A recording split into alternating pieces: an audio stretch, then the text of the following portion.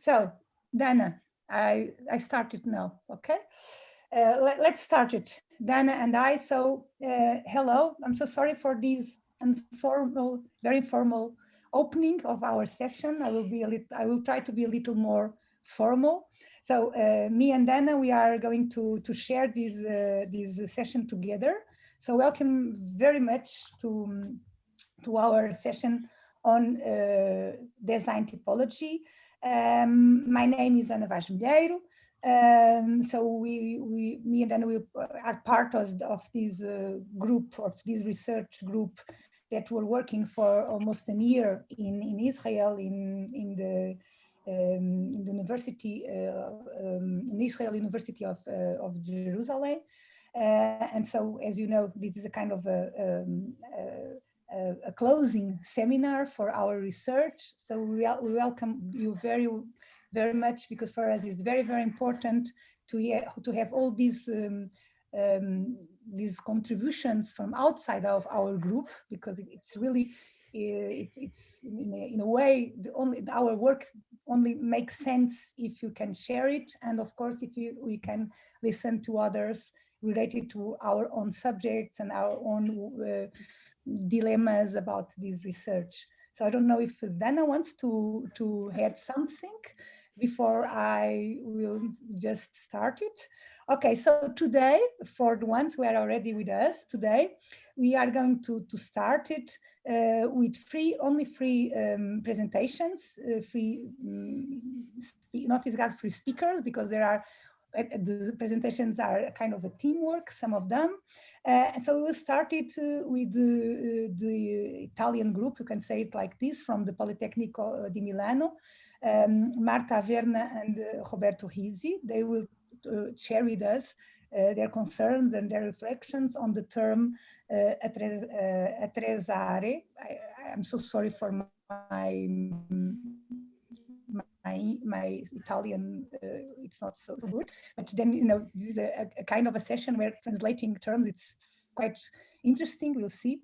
And then we will follow by a huge team from University of Belgrado, which will be represented by Marija Milinković, and also integrates Dragana, Nevena, Vasiljević, and Zlata Vuksanović-Macura. I hope I had pronounced it well.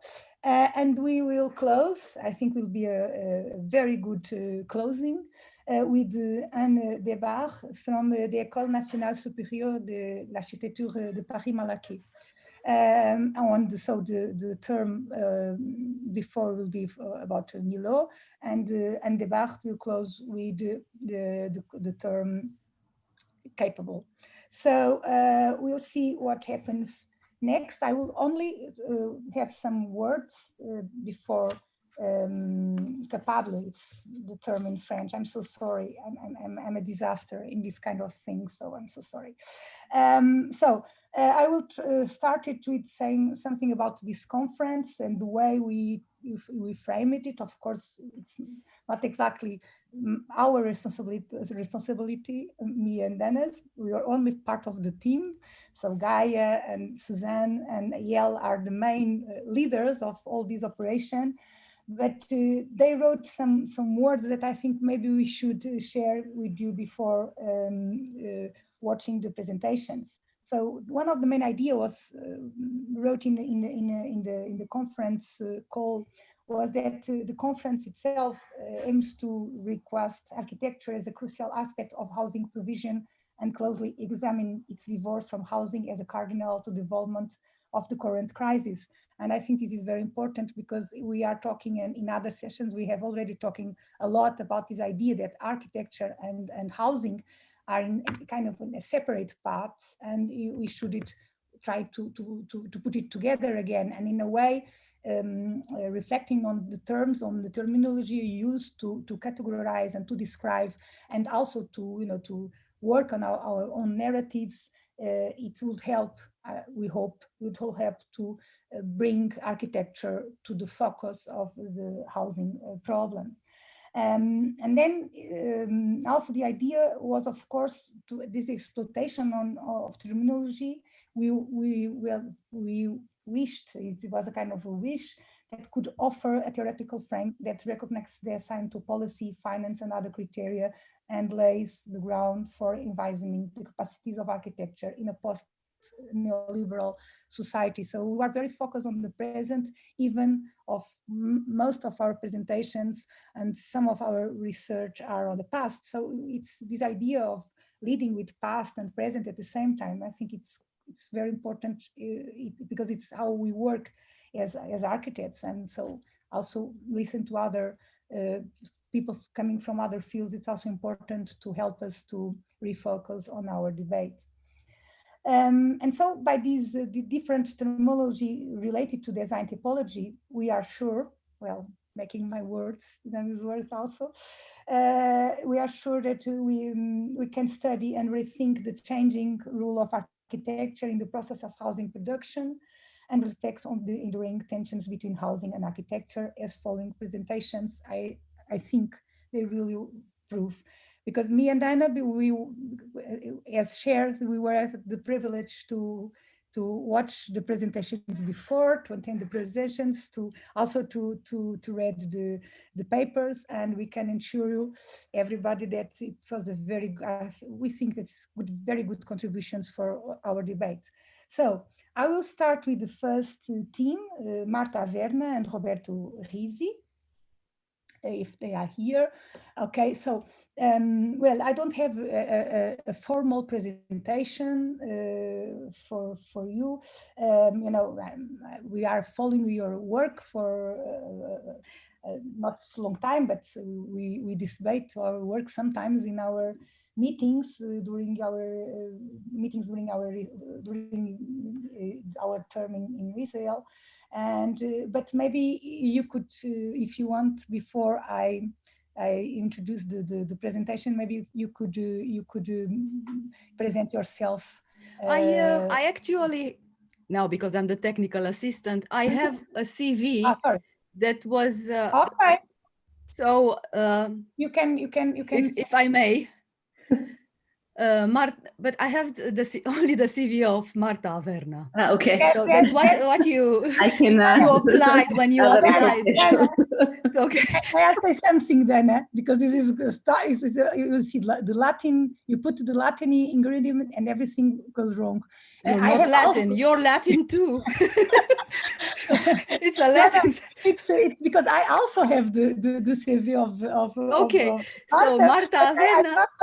But I'm not going to read it. But because I also, it was a little. I don't have the Roberto, so I'm so sorry. Yes, for that. That's a shame.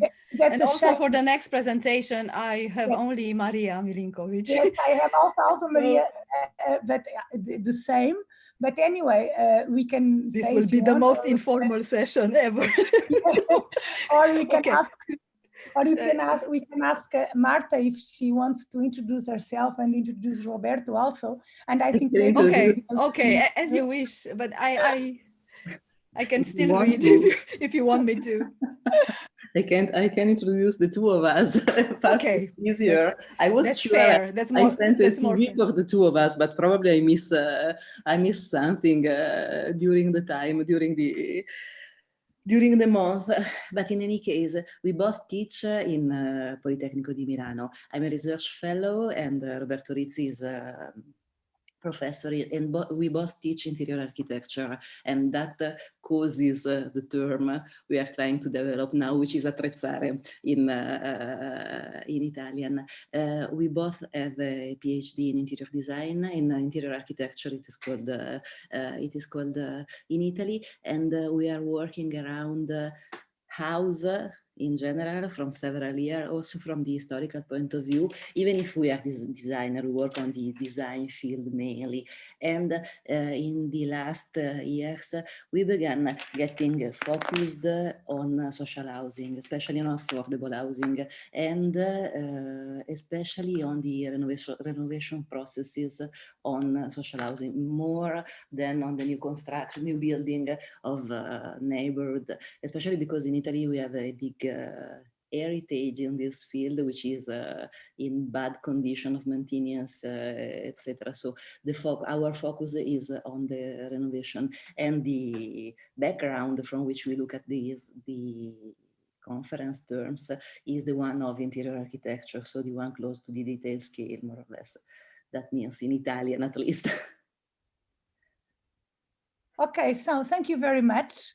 I think now we have a whole scope of your work.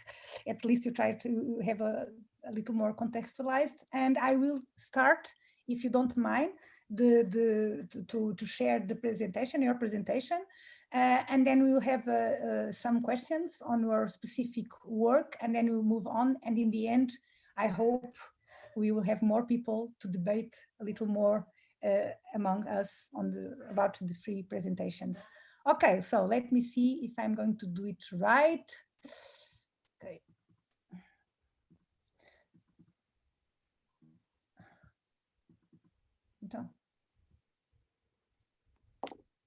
So, are you? Is it already on screen or not? No, you have. I think you have to double click. Okay, double click. Okay, so sorry. Okay. And now, are you? It's, okay? I think it's okay. Yes, it's okay. It's perfect. The adventure. Oh yes, the furniture adventure. The event happens. The concept of furniture disappears. It has been substituted by a new term, domestic equipment. Are still relevant this word Le Corbusier used to announce the big modern revolution, deeply touching the design of the house and of the inventory of things, furniture and object, equipping it, deeply tying it to its inhabitant and making it livable? And how this element, the equipment, which isn't any longer furniture, is able to hold together, making their relationship easier, the character facing in livable space, the built full and void of dense spaces of architecture, and the body dense of intention of its inhabitants.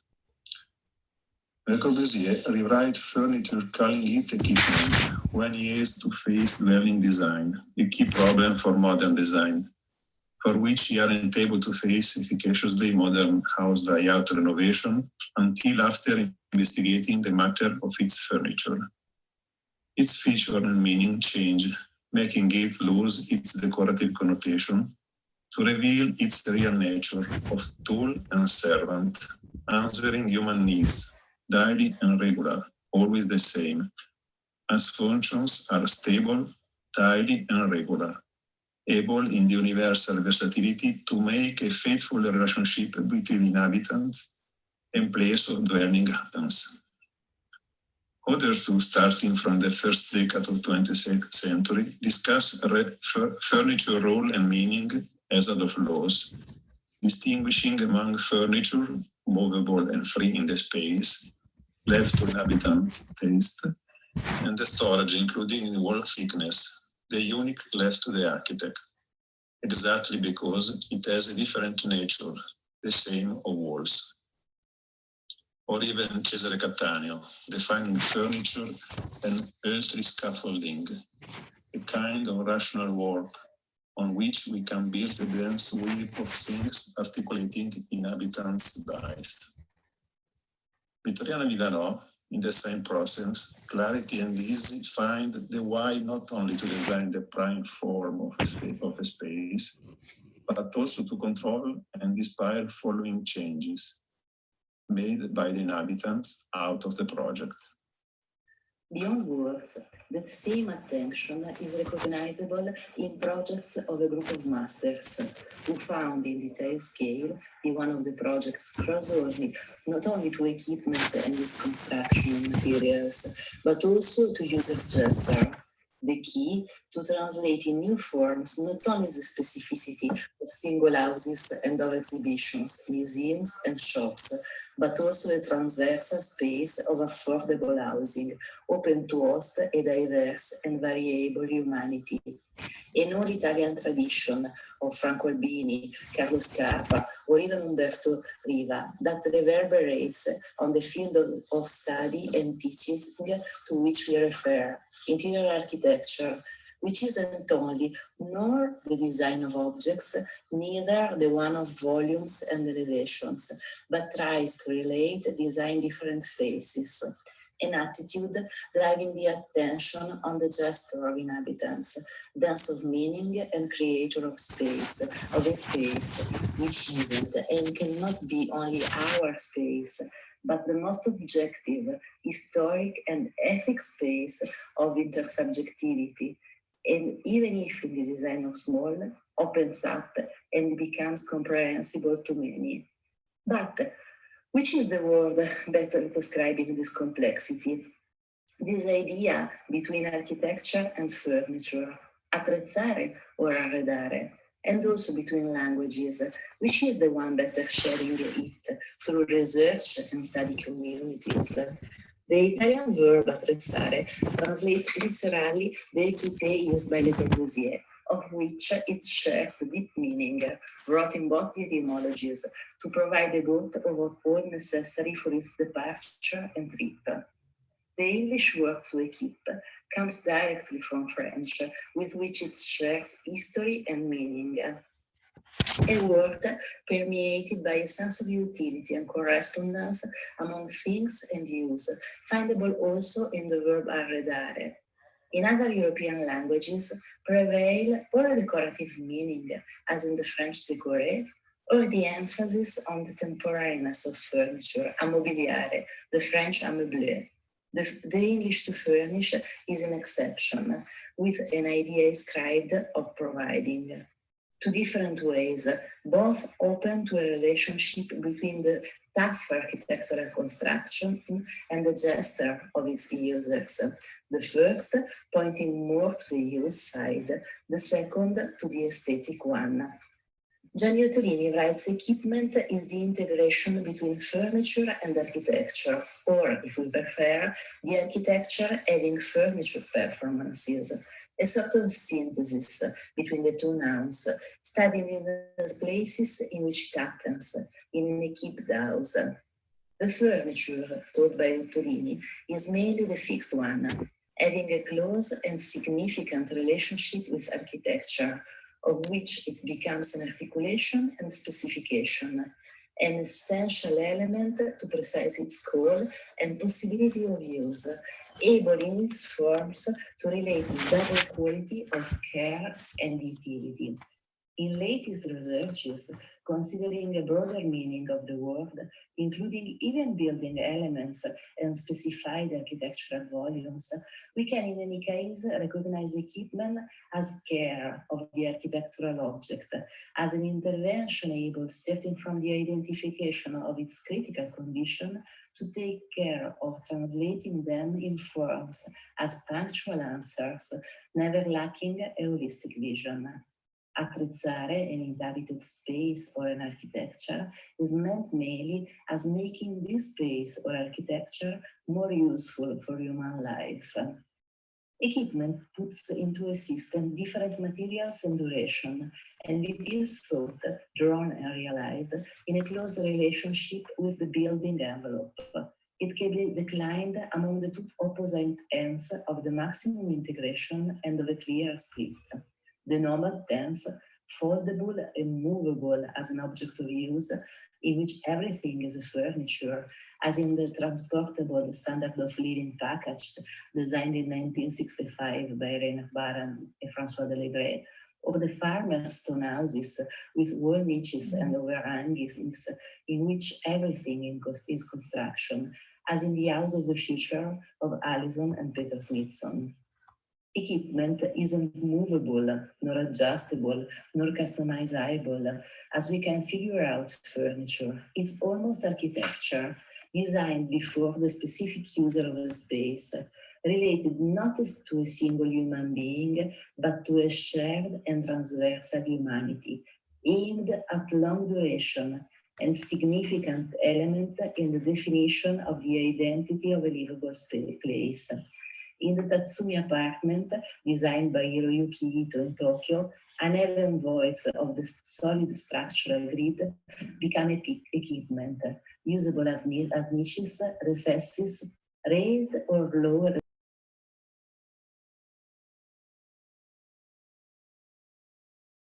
upwards. Looking at case studies, it becomes possible recognizing two opposite ways of keeping a space. The first, gather and keep specified uses in the middle of the space, letting around almost void rooms, more or less compressed in distribution elements and variously interpretable by the user's need, as the wall block of Charles Correa Tube House, storage, kitchen, mezzanine, and stair together, while the second distributes equipment along the built margins, reaffirming the tendency of the wall box, as in the Comlogon Castle, archetype of this way, studied by Louis Kahn, hosting in the mighty thickness of walls, rooms, stairs, protected passages, and storage. The two of them can allow flexibility of the domestic space by opening or closing panels and equipment, convivial or rest zones, as in double house at Weisenhof, with beds sliding under the closet and foldable partition, a solution that echoes in the Aranguren and Gallegos apartments in Carabanchel. If gathered in blocks, equipment is made recognizable by materials, geometry, and construction technologies. It programmatically differs, spaced out in plan and lowered in section, from margins circumscribing architecture, with which it sets a fruitful dialogue. Blocks are often accessible inside or if lowered on the upper face. Often they gather not movable functions, dumb blocks such as bathroom and kitchens, and storage, as in the 8 apartments designed by Ramon Ferrer Moreto in Russia. If integrated with margins, equipment underlines and specifies built structures. Sometimes, when developed through the body of the building, it uses and enhances the wall thickness, providing it with different equipment from the simple storage, bookcase, closet, to the service rooms, the bathrooms and kitchens, or bed and study niches, so as to free the space of facing rooms. Sometimes they conceal their contents, presenting themselves as unsuspected mute walls transformed by use. Sometimes instead they show or suggest it, as in the white wall, apparently a long, deep closet along the side of dwellings in Quintana 4598 of the architecture. When instead they develop along the facade, they characterize and qualify the relationship between the domestic interior and the open air one, loggia, garden, or street. Steps, platform, surfaces shared through the transparencies to draw a continuous discontinuity, which allows mutual glances and passages, as in the Stradenhaus in Berlin of Wolfram Popp. In the fragmented contemporaneity in which new housing conditions emerge, linked to the changed condition of cohabitation, work, the relationship in the leisure time, and with the things, the world and nature, often marked by a condition of fragility and weakness of the users and obsolescence of the environments, two declinations seems to be possible, related to the attention, the one to transition spaces, and the second to house for all, social and special at the same time. So, the equipment often identifies emblematic places and actions, the ones leading to a progressive discovery and knowledge of an interior, to access, going towards someone or something, to enter, closing places and diaphragms, with the progression leading from the threshold to the core of the house, to look out, seeing, to be seen, taking part without being necessarily involved. Following thresholds and passages from private to private and vice versa, supporting transitions, give awareness of a change, special and fruitive condition, making following uses adequate and previous less appropriate. The 4 greenhouses of the Vuksanović-Macura's Millennium City contain a koyaic, a two tiny big wooden block lifted from ground. Each of these blocks bridges an access into the greenhouse and enter the raised room and the lookout from the countryside to the greenhouse, or to the room and vice versa, from the more private interior to the public space. In none of these case studies, the client is a single person or a small cohabitation group directly involved in the design process. They are all intended for a wide range of users, having different characters, needs, and economic possibilities. Among single person and groups in condition of strong social fragility, with little or no creditworthiness, such as those trying to regain full autonomy, or trying independent life, or losing self-sufficiency, or with temporary housing needs, and group of cohabitation able to sustain a controlled canon.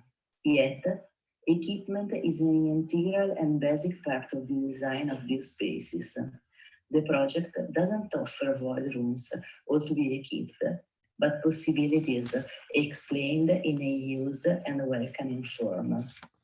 The meaning of equipment, the fact of relating build margins, practicable spaces for furniture, is here revealed. Equipment isn't an exclusive good, destined to those able to recognize a need and the most suitable form to answer it, but a shared warranty of quality. And this because it explains the deepest meaning of architecture beyond the practical one, showing it through the coherent response to the daily gestures of those who live in it, because it reaffirms the quality, confirming it through the scale, from the overall drawing to the detailed one, and because it makes clear and comprehensible the structure of a built space, because it speaks not to a man but of man, giving up individualism to open up to everyone. Okay, so thank you very much. So now maybe we should ask if there are any questions that you would like to address to Marta or Roberto. Is that related with the presentation? Was previously recorded, as you know. You can maybe, you can maybe write on the chat that you want to participate, or maybe just say something, hello, or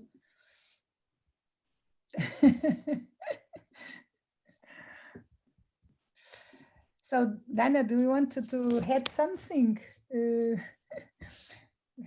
I found it quite, maybe I can say a few words, and maybe then people will be a little more encouraged to talk or to make some more direct question. Well, I find it quite interesting, the approach to this equipment, and I was thinking about the word the Italians use to define it, the words that you use it to define it, and also trying to find out in my own language the word that we should define it to to this practice, that you define it or you describe it, not exactly architecture, which I find it quite interesting. So maybe the first question I would address to you is, because there are a moment in the text, a moment in your presentation that you say it's not exactly architecture, it's something, in between. So I would like, maybe you could, just talk a little more, not exactly explain us, but talk a little more about this kind of design practice, this kind of elements that we don't know exactly how to put in our daily life practice as architects. So we say it is not, well, it was not furniture anymore, it's not architecture anymore, it's something very precise and something, you know, and then you try to frame the word and to find the exact borders of that characterizing that word. And I could not find in Portuguese a word to explain it, because we could not use in Portuguese the word equipamento, because it's related to services, it's related to facilities for us. So we would say something like interior design, but it does not cover everything. So it's impossible to use, to have a specific word for us in terms of what it is to make a design, interior design, so specific. So it seems sometimes that there are a contradiction between this idea that this equipment, this process of equip a space well, it's very specific in a way, because it transforms the space a very unique space. And in a way, maybe you could comment, this constrains the movements of the users, because it's very specific and put all the functionals in very precise places inside the apartment or inside the house. But then we say that no, it's not personal, it's not individual, it's not thinking for an individual in particular, it's thinking for all the mankind in a way. So it's for everybody. So it seems like to be, you know, because we would think exactly the opposite, that, you know, just so precise gesture in design that will be appropriate for you know, a singular person, a singular demand, a singular need. And then we say exactly the opposite. And so I find it quite interesting, this kind of contradiction. It's not yours, it's ours, it's mine in this case. But maybe you could, you know, comment a little. And then the other thing that I find it quite interesting is when you tried to find two declinations for the use of this word or this practice. I don't know exactly how to characterize it. I'm so sorry for that. And so the first as a kind of a transition space, and the second, a kind of this idea of a house for all. And it's quite interesting because it's a transition space, you understand it very well. So in the modern architecture, architects always were doing this kind of, using this kind of expedients, this kind of introducing these kind of elements to efface the transition space. So it's quite, it's in terms of history of architecture, it's okay, we can understand it. But this idea of a house for all, and then we finish with these images of the Kirumoto Millennium House with every people so living in community. It's so beautiful. People, you know, just using that kind of a capsule. It seems like a kind of the 60s something, a hippie community almost, but it's not a hippie community anymore, because we are not hippies anymore. We are very, you know, very contemporary persons, and with all the greenhouse. And so maybe you should help us a little more commenting. I don't know, it's not exactly questions, but commenting these points that I found personally, I found quite challenging in your presentation. So I will not speak more. I will try. I don't know if it is an easy question to begin in any case, but I will try to answer it. About the idea of attrezzatura, which is something, the fact it is in between architecture and furniture. I think a part of the definition we tried to give to this word depends on the fact that we come from Milan. So a part of this idea is site-specific somehow, because we have a tradition we tried to link to describe in the presentation, taking a deep care of the design of interiors, so that such a deep tradition in Italy, in Milan specifically, we call it interior architecture. We do not use the word interior design, causing big confusion with interior designer existing in Italy and the rest of the world. And there is a deep tradition focusing on this scale, and on the scale which is strictly related, intending the scale strictly related to architecture. So universal because it is somehow unmovable. So it's part of the identity of the building as a facade, as the layout, as the material used in the outer face of a building. So in this sense, I think we can consider it, we tend to consider it as universal. And in the same time is, in our mind at least, it is telling something, explaining somehow how to use a building to the future users. And they can change. And that doesn't mean the use have to be fixed. So it doesn't mean this house will remain an house and so on.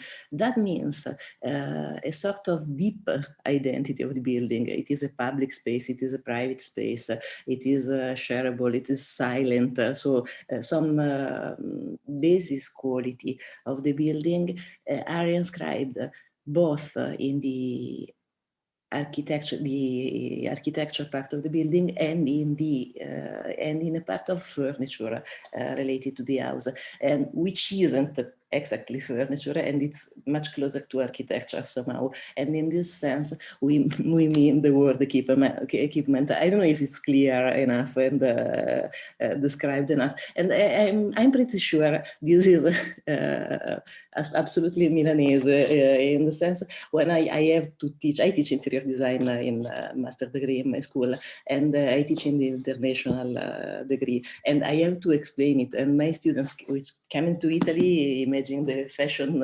country and so on, arrive and discover we have a completely an idea on this part of interior architecture, which is a bit different from the rest of the universe. So I think we used also the following the suggestion we received from your group to maintain the Italian word Attrezzare. I think this explains also a way of looking at the problem which is a bit different from the one of the rest of the universe. So I hope that was a bit more clear.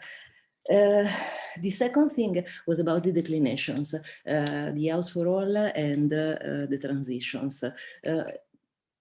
Dunque, about the house for all, what I think is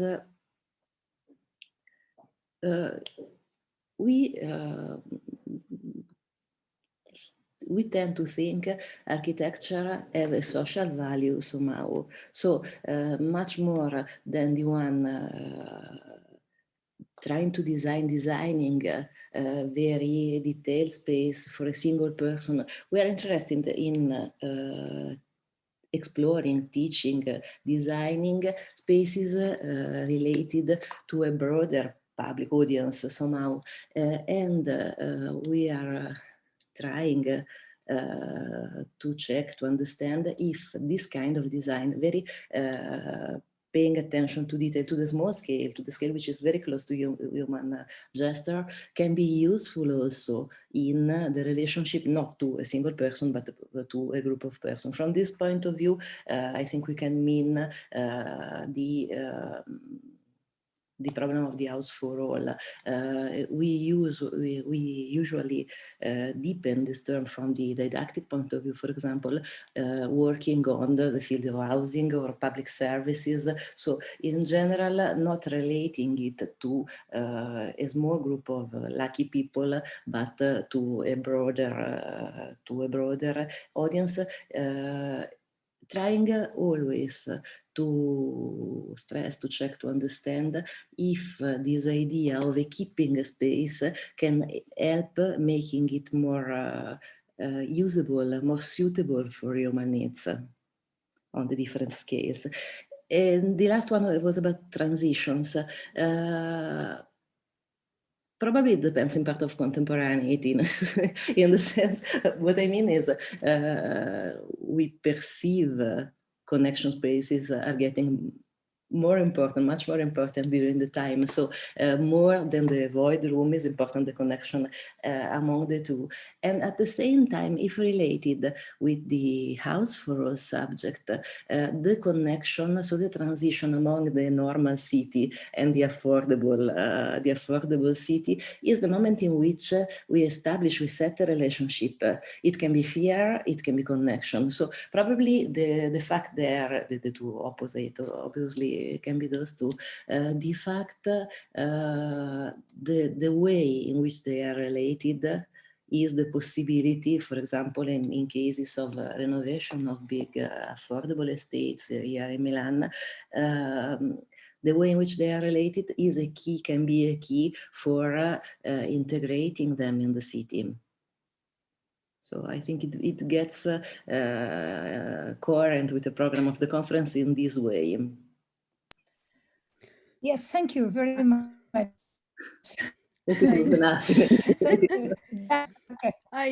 I would address a question. I don't know, do you hear me? I don't have a very stable connection, I'm afraid. Yeah. Okay.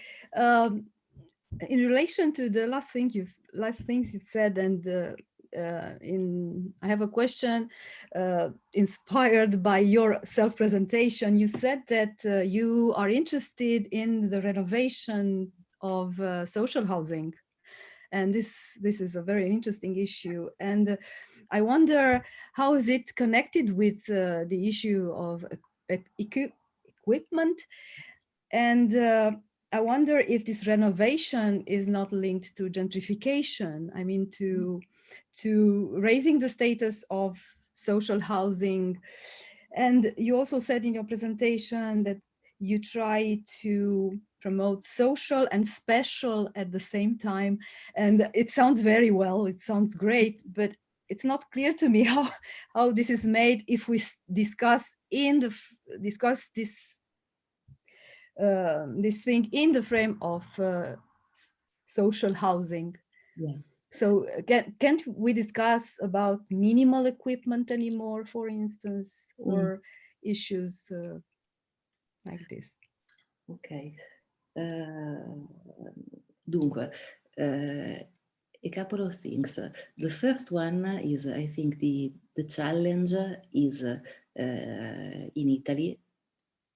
Housing is sent to future users without any kind of equipment.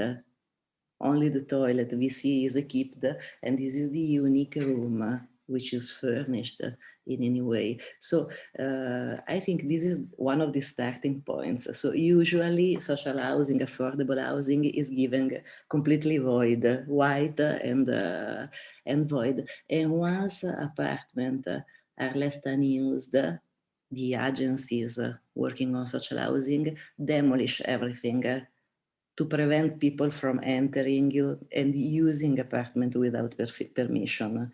So the idea is the service somehow agencies on social housing are offering is the shell, stop, nothing else. So from this point of view, when we work with especially with the students, we have some direct experiences of on renovation of affordable housing neighborhoods in Milan, but mainly it happens with students. We try to make them think, they stress the problem of equipment. The idea is if housing, mainly the affordable one, is a service, that means that it is helping people in a moment of difficulties. So for a short, more or less period of time, some years, no more than some years, is it reasonable? It is given completely void, or we can reason on a minimum level of equipment that can be given to people to make not only the use somehow of the space easier, but also to make a space more comprehensible, easier to everyday life. So from a certain point of view, I think the equipment can work in this way. So it can be an help in use, can lower costs if seen on a broader scale of the problem, and at the same time can give.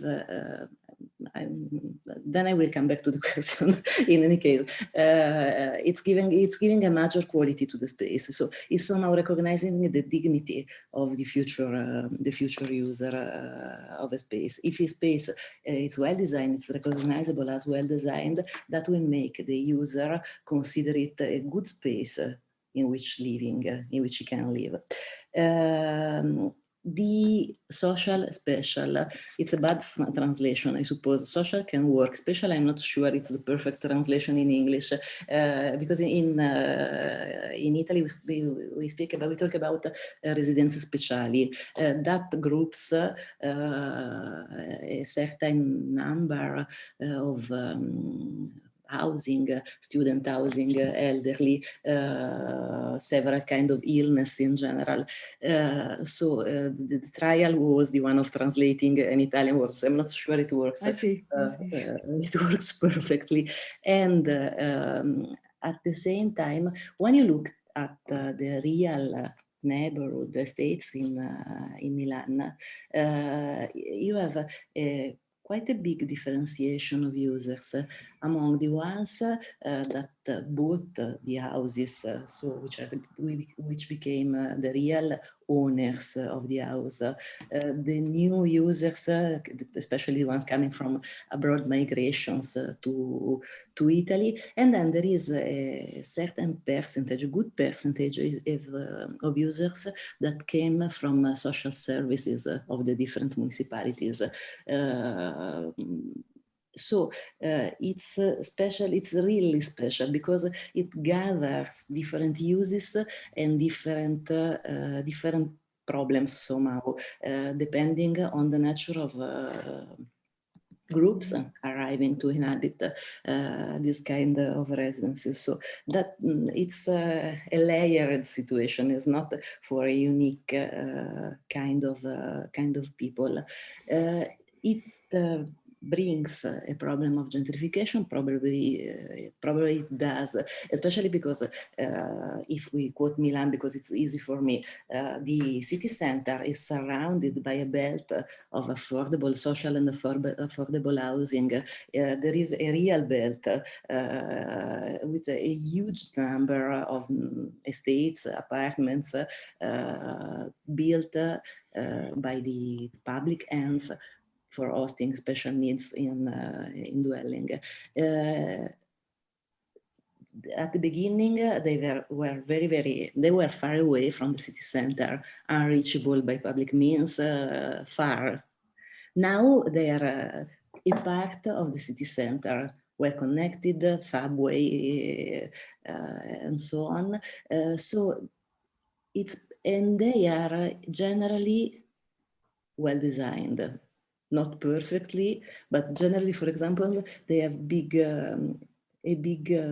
gardens, a good use of green. So you can recognize them as, usually when you go and check them, you can see they have big problems of maintenance, for example. But if you look at the design, you discover things that in the historical city you don't have, especially in the relationship with the green. So once they become easily reachable and well connected with the city center, probably the problem of the change of users happens. So I think we think the trial is maintaining them affordable for as many people as possible, making them host not only the normal population, the richer part of the population of the city, but also the ones having major problems in staying there. But I think this is a part of the challenge, and remaining open to the broader groups of citizens. Yeah, thank you. Really. Well, thank you very much. Now, maybe we should move on. for the next presentation, and then in the end, we can debate a little more about it. So I will now will ask Marija Milinković, sorry, to maybe present her team and the others integrants of the team. Maybe we should keep on doing this way. So the other members of the team, I don't know if I'm going to pronounce it well, but it's Dragana Ćorović, Nevena Vasiljević, and Zlata Vuksanović-Macura, which I think it's also with us today. So maybe you both could, just introduce very briefly, and then I will will share the video. Okay, thank you. Thank you, Anna. Good afternoon to everybody. Well, I'll be short with this presentation. Actually, our presentation is part of a larger work, joint work, collaborative work. And I have prepared it with three of my colleagues, Dragana, Ćorović, Nevena, Vasiljević, and Zlata Vuksanović-Macura. So yes, Anna, I needed just to repeat it once again. It's a difficult task. And we all have an architectural background. We finished the studies of architecture at the Faculty of Architecture at the University of Belgrade. But at the moment, we work in kind of separate fields. Actually, I work at the same faculty, but Dragana and Nevena are teaching at the same university, but at the Faculty of Forestry. And Zlata Vuksanović-Macura teaches, works at the Institute for Geography. So we are kind of specialized in a little bit different fields, but actually share the same interest. And it's kind of in the intersection of architecture, urban planning, landscape architecture, and geography at the final point. So this work actually is kind of synthesis of this common interests. And I will stop at this point. It would take too much time. So later on, we can speak a bit more about these interests. Okay. Okay, so thank you very much, Marija. So I will share now the, Dana, do you want to add something? No? At this point, no. Okay, good. No. So let's share the video.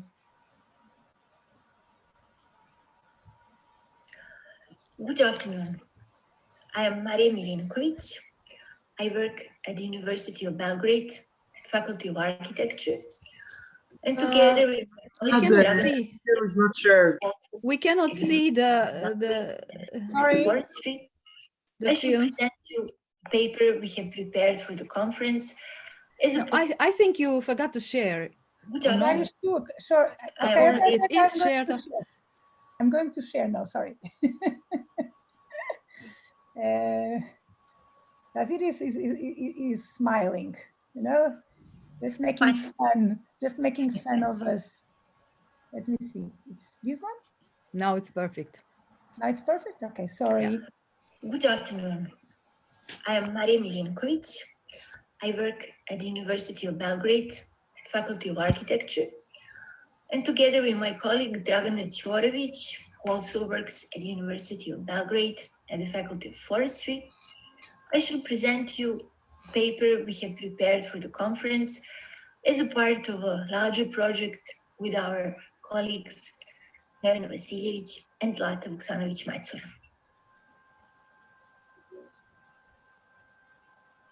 As a contribution to the current discussion about the language of housing, we have chosen the word milieu to gesture towards the complexity and sensitivity of researching and intervening within the realm of domestic environment.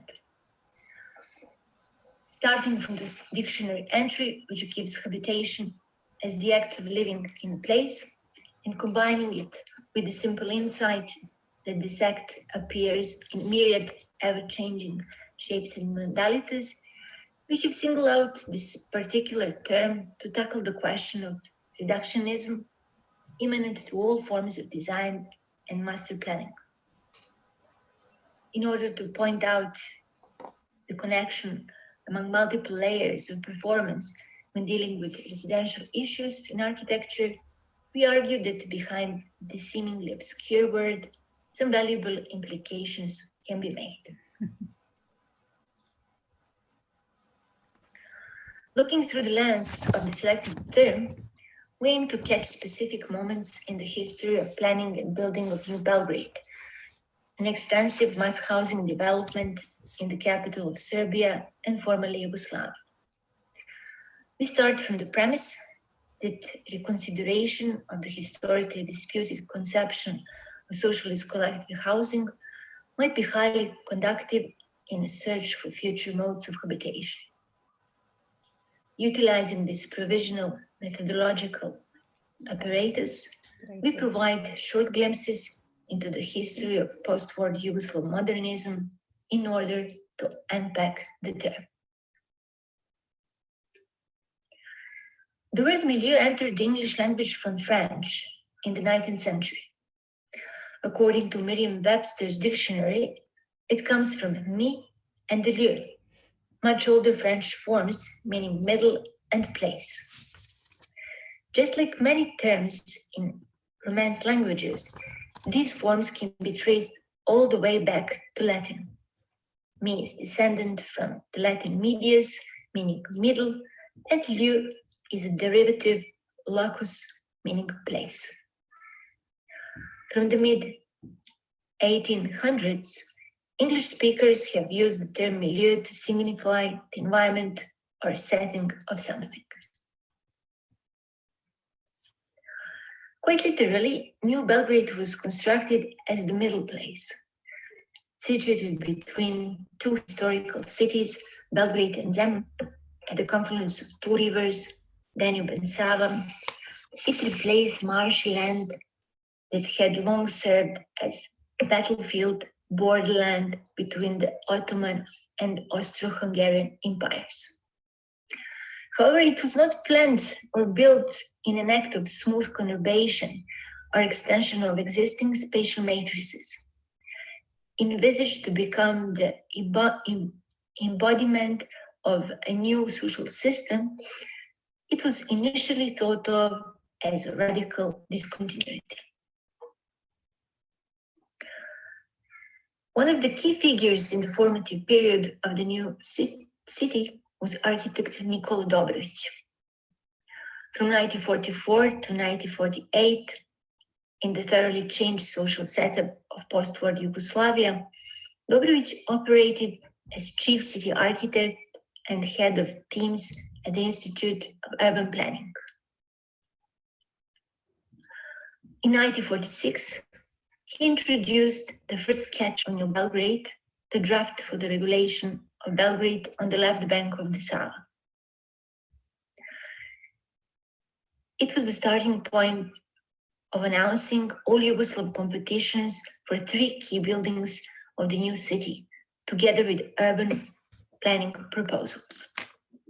As a result of these competitions and the planning procedures that followed, the conceptual plan of New Belgrade was completed in 1948. Although the influence of Le Corbusier's Ville radieuse is evident, the plan interpreted and the modernist paradigm freely and undogmatically, offering a specific conception of modern urban planning that Dobrović later described as the city landscape. The concept of city landscape relied on the connective potential of greenery, but also went far beyond. Dobrović advocated a new integral approach and insisted on an organic quality of space, continuity, and movement. In his words, he sought a new kind of spaciousness that could be accomplished through knowledgeable and sensitive connecting of built objects and their form, empty forms between them, land architecture, greenery, and vistas into an organic, premeditated composition of whole. Likewise, he appealed for the unified, continual tissue of the socialist city to be perceived as a motion picture, produced by cohesive forces of the collective will. It should provide an unbroken progression of spatial units that perpetually entwine and unite. The Merriam-Webster dictionary defines milieu as follows. Milieu is the physical or social setting in which something occurs or develops. The definition explicitly reveals the intrinsic quality of this term to refer both to physical and social conditions. This particular ambiguity gives it the unique potential to communicate between the two realms in architecture and urban planning, physical environment on one side and social life of its inhabitants on the other. Interrelation of these two domains in contemporary architecture and urban planning is largely accepted. Thus, their connectedness is not always so obvious. Oscillating between two confronted paradigms, the concept of a new socialist city at its best offered an alternative. It suggested that the middle place might be understood not as an approximation, but as a dialectical shift. The 1936 proposal for the master plan roughly coincided with the moment the initial idea of New Belgrade as a governing city was abandoned and focus shifted to fundamental problems of housing. The proposal was prepared by the Institute of Urban Planning and signed by architect Branko Petričić, also an outstanding urban planner, educator, and theorist. In his projects, as well as his theoretical work, he showed deep knowledge and understanding of the geographical, economic, and historical position of Belgrade. Petričić was the author of the housing settlements blocks 1 and 2, which were the first realized in the 1950s. In this project, he attempted to synthesize the aforementioned dichotomies and eventually managed to implement some of the ideals conceived through the concept of city landscape. The term milieu also migrated from French to Serbian, preserving its meaning and largely even its pronunciation, milieu. However, in Serbian language, the same word is used in everyday life to refer to point lace tablecloth made of fine white thread, the result of a meticulous women's handiwork. It is both an aesthetic and domestic object, and at the same time, it is charged with very strong social connotation. The peculiar techniques of the point lace crochet came to the Balkans and Eastern Europe from the West in the 19th century, found fertile ground, and remained formative for modernization of domestic life. Passed down generationally by women, it persisted all the way to the socialist period. The popular Yugoslav TV sitcom, Theater at Home, from 1970s, showed moments in the life of a typical Yugoslav family, settled in a modern apartment of a modern high-rise building. The scenes of gathering in the living room were usually filmed around a coffee or dining table covered with milieu. By the time Theater at Home was first shown in 1972, New Belgrade housing blocks were to a large extent finished, inhabited, and greened. The construction of one of the central blocks in New Belgrade, Block 28, planned for 7,000 residents to inhabit an area of almost 20 hectares, was completed by the 1970s. The block was constructed with prefabricated structural elements.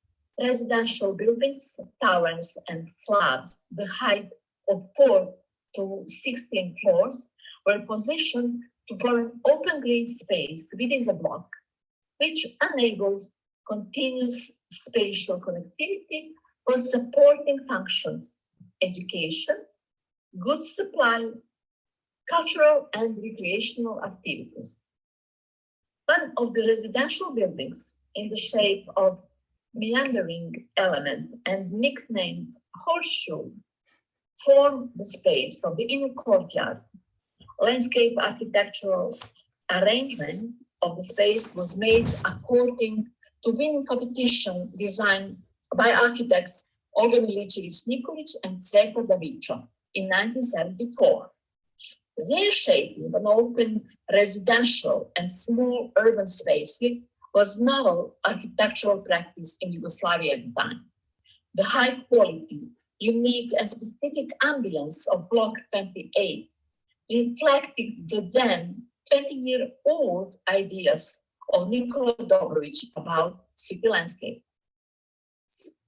Over time, the green space of Block 28 has gained broad recognition due to its exceptional quality of recreational and spaces for passive rest, organized in between the firm and formal framework of prefabricated housing units.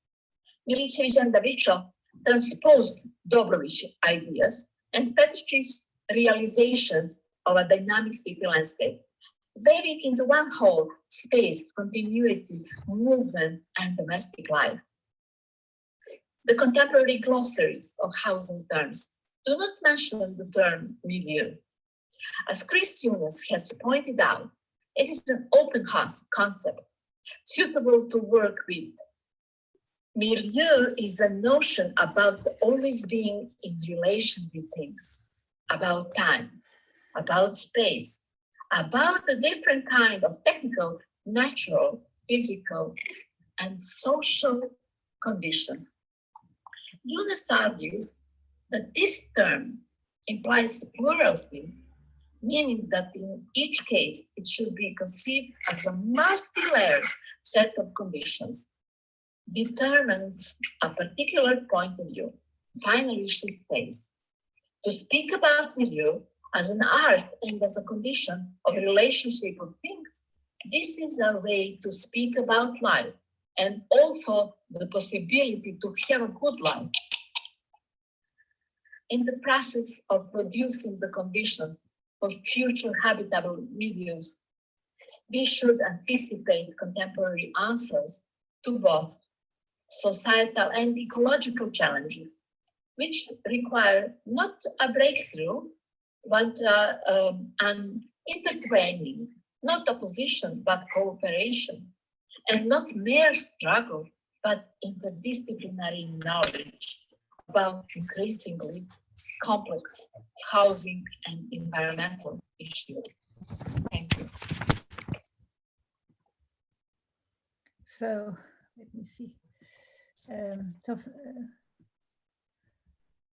I have to stop the sharing. I don't know why. How? Okay. So sorry. So thank you very much.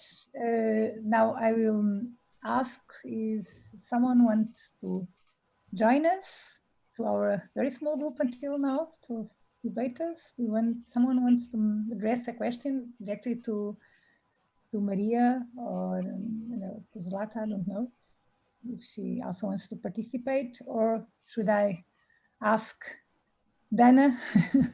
I have a question, but I think you should go first.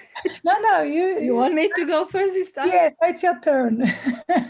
Well, I'm more familiar with the environment, yes, with the socialist environment. Yes. Actually, thank you for your presentations.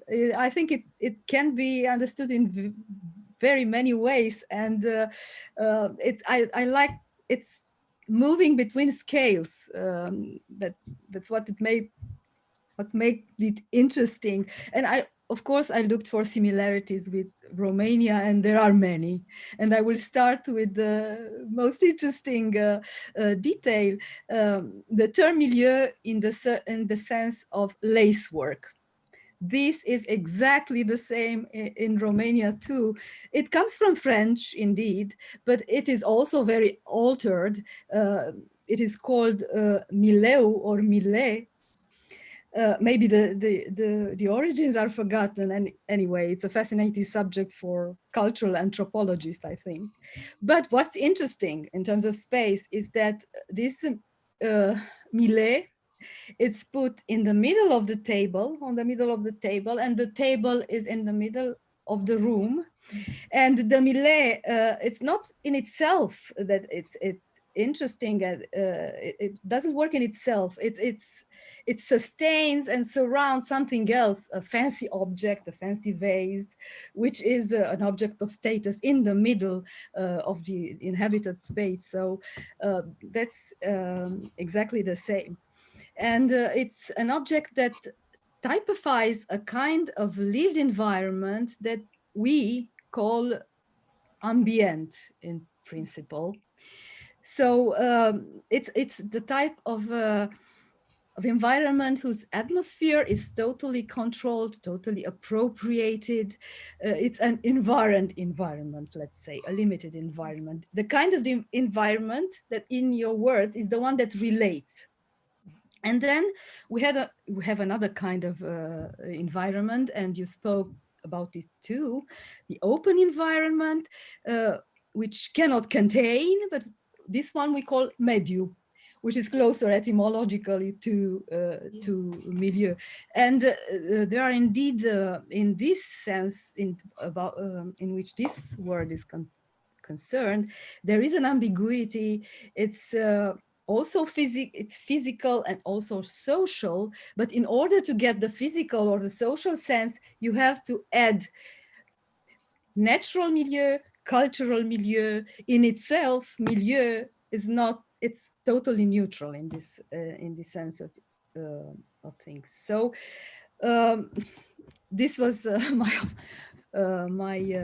comment, but I actually have a question, which is very simple. Maybe I didn't understand very well, but is the word milieu used in Yugoslavia as such? Because all your references to milieu were to French etymology, English etymology, I mean, the Yugoslav words. In Yugoslavia, it was used, milieu, as such. This would be a difference. In Romania, it wasn't used as such. Thank you. In Romania, it's a very Francophile language. Thank you, Dana. I'm really grateful for those observations. And I mean, you really caught not only our intentions, but also our dilemmas and points where we were kind of struggling to find lost meanings and changes in meanings. So to answer precisely on this question, yes, we use the word milieu. The transcription is milje in Serbian, and we use it in both contexts in order to as an environment, as a synonym for environment on one side, like you said, cultural environment, cultural milieu, or also like social milieu, whatever. And on the other side, this word milje is used in everyday life exactly for this tablecloth. So the same word has actually two different meanings. So it was kind of, this coincidence was something that was trigger for this research, let's say, parallel research in the field of linguistics and in the field of space and architectural and urban space. So we actually try to use this ability to travel across the scales, to connect, to relate these ideas that were that initiated this huge enterprise, urban enterprise, really amazing scale in city development, and on the other side, this very small scale, even both interior and exterior interventions, and to connect these very visionary ideas on one side, like Dobrović was mentioned at the beginning, his first sketches for New Belgrade. It was kind of a very special position for urban planner to plan with one sketch the whole city. It's like Lucio Costa, Brasilia. It's very special moment in time, and kind of see the whole process of transferring this idea to the space, and finally even to this, to put connected it to the ground, putting this really to the ground. In this final work we actually mentioned, this landscape architecture project, was the moment when, that's how we interpreted it actually, when this really ambitious ideas about planning a new city were implemented in a way so that they can be really domestic and really related to the inhabitants. That was the idea. No, was I too extensive, or did I answer? No, it's okay, because that's what makes it interesting, because you have the lace work, which is a kind of metaphor for the texture on the ground, as you say. But what's interesting is that it's the same word. Well, a little bit altered in the case of the lace work, but it's the same word if you say that the word was used in urban context too. So yes, if I can say just one thing, the same word working at so different levels. Yes, and when you mentioned this table covered with tablecloth, the word in French is tablet de milieu. I think we have so some it's not French le milieu du tablet, but the other way around. Yes, it's actually the word for the table that is in the middle of the room is tablet de milieu.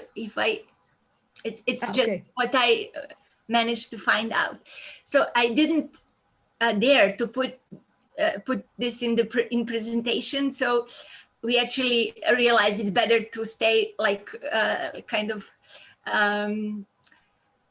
idea that this word maybe came from French, and actually it was mistranslated. It was it was used for the tablecloth because the tablecloth was on the tablet de milieu. That was our, well, it's vague observation, but maybe we can have some more ideas about this from these Romance languages that will kind of give us more precise idea what actually happened. Thank you. Thank you. Okay, so Anna, do you have Milieu in Portugal? No, I don't think so. I was asking, I was trying to figure out. For me, everything is very new here, but I was trying to go a little the first part of the presentation when Marija and her team talking about the idea of using what I find quite interesting and quite intriguing in a way, nebulous word.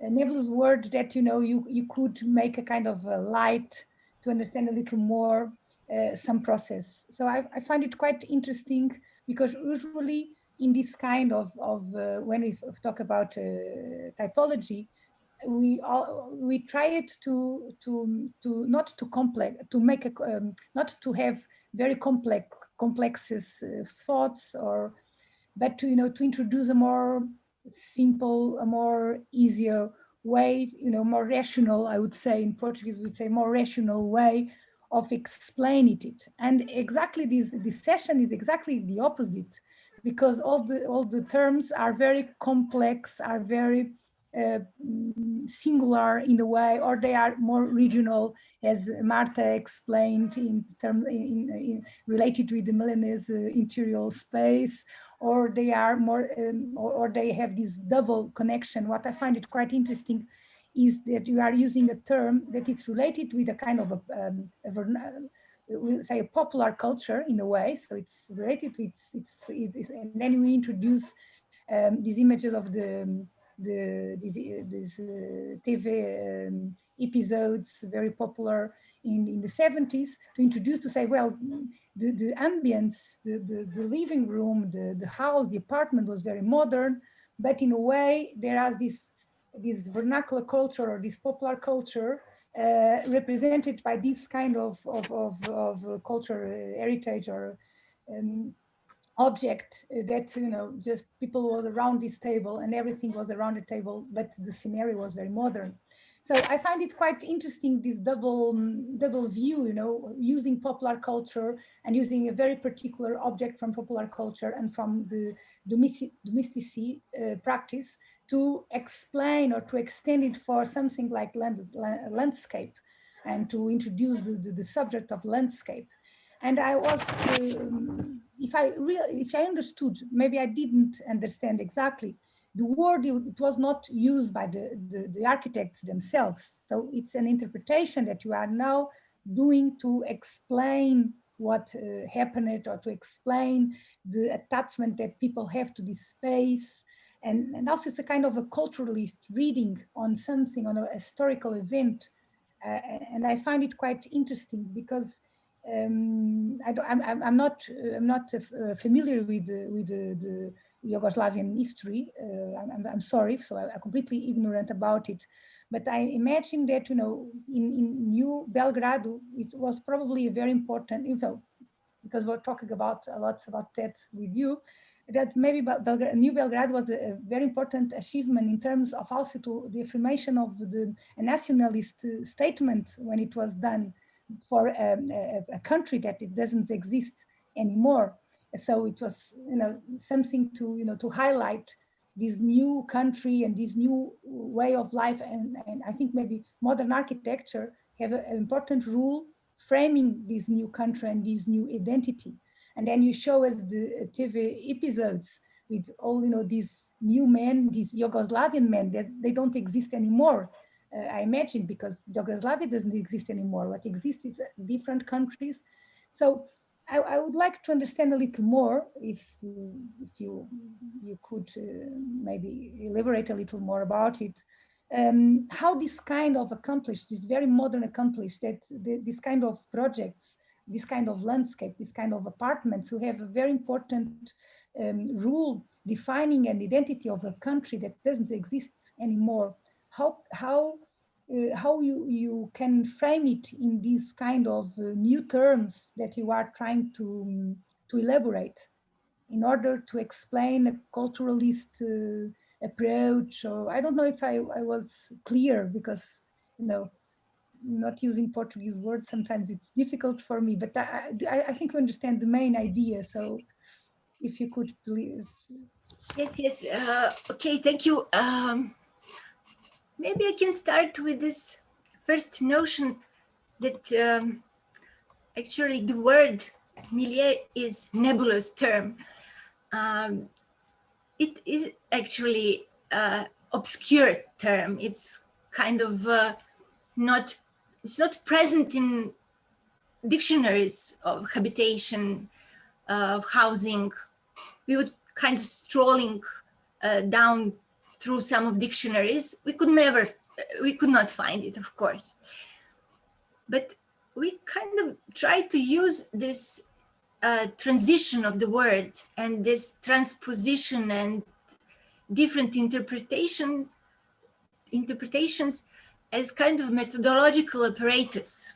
Like we used it as a lens, literally as a lens, to look at exactly to this moments in history and in this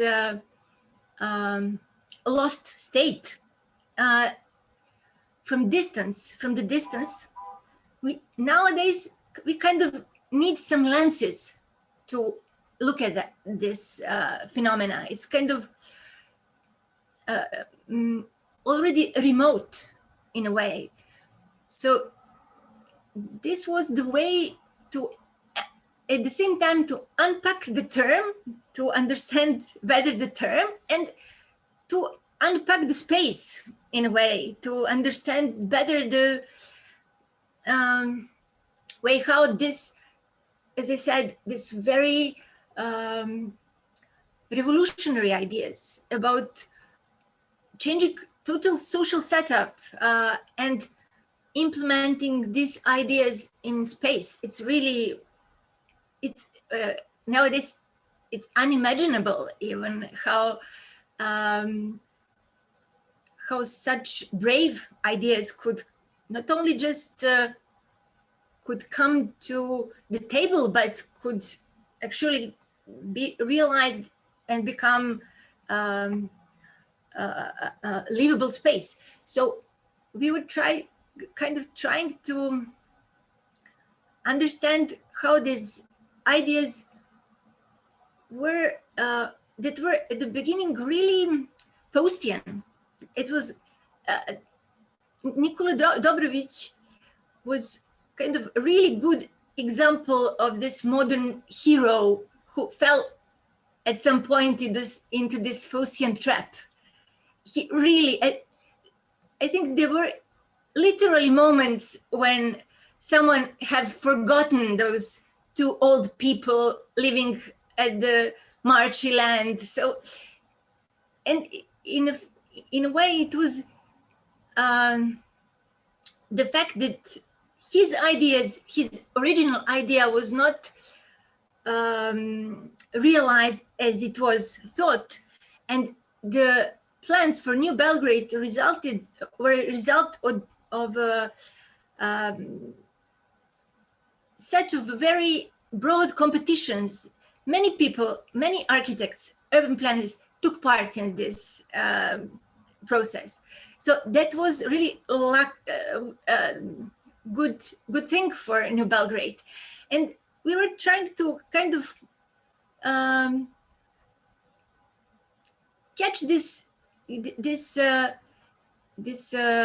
process of transferring of this so ambitious ideas to really to the ground and really to the landscape. Landscape was important not just as a greenery, but really as this connection to the ground in New Belgrade is very important.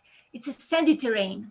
It has even some very soft topography. So this relationship of buildings to the ground is kind of a relationship of those very ambitious ideas to the everyday life. So that was, we were trying kind to catch this moment. And at this point, I would refer to the previous presentation. I think at some point we came to this deep care. I think this deep care appears at this final stage in 70s, when some of those enterprises really came to the level of detail and to the level of landscape and land. But Marija, should we talk about a kind of a socialist milieu? Could you talk about socialist milieu? Well, we can. Dana said we need to put some something behind together with Milieu. It doesn't mean anything if we do not put the adverb. So it could be at this moment, socialist Milieu, yeah. Okay, so Anne Debarre was sharing with us in the chat that in French, Milieu has two different meanings. I don't know if Anne wants to know to. Yes.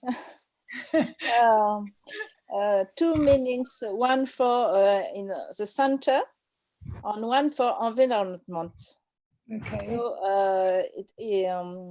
and it's very different meaning.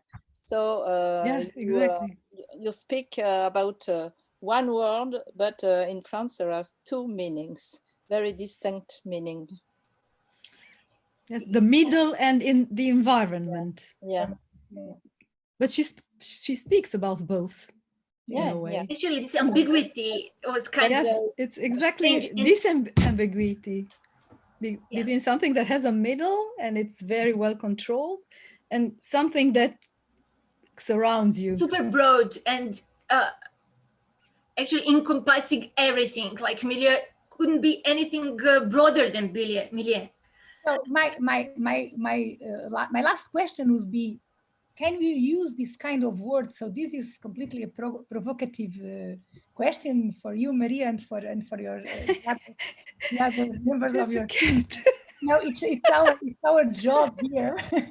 I told you, this is the most informal session. For sure. Of course, Gaia and Nevena and Ćorović, they already know me very well. So should a milieu that relates things. Yeah, and relates animal and people. Yes. And so this is a kind of provocative. Can we use kind of nebulous of obscure terms that that can lead us everywhere?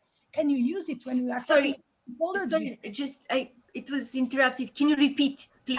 Sorry. I'm sorry.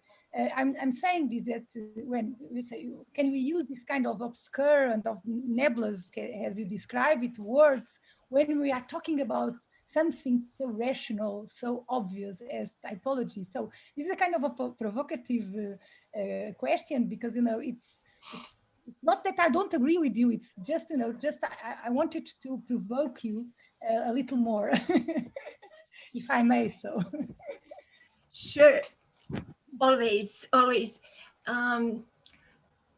Actually, I think we kind of picked this word exactly because it is provocative in a way. It is vague. It is not precise. Tried to really see what will come out. It was kind of I really did not know where we will come to at the end. So, and I was a bit surprised when I realized it's in the field of design typologies in this session. Yeah, it's our fault. It's our fault.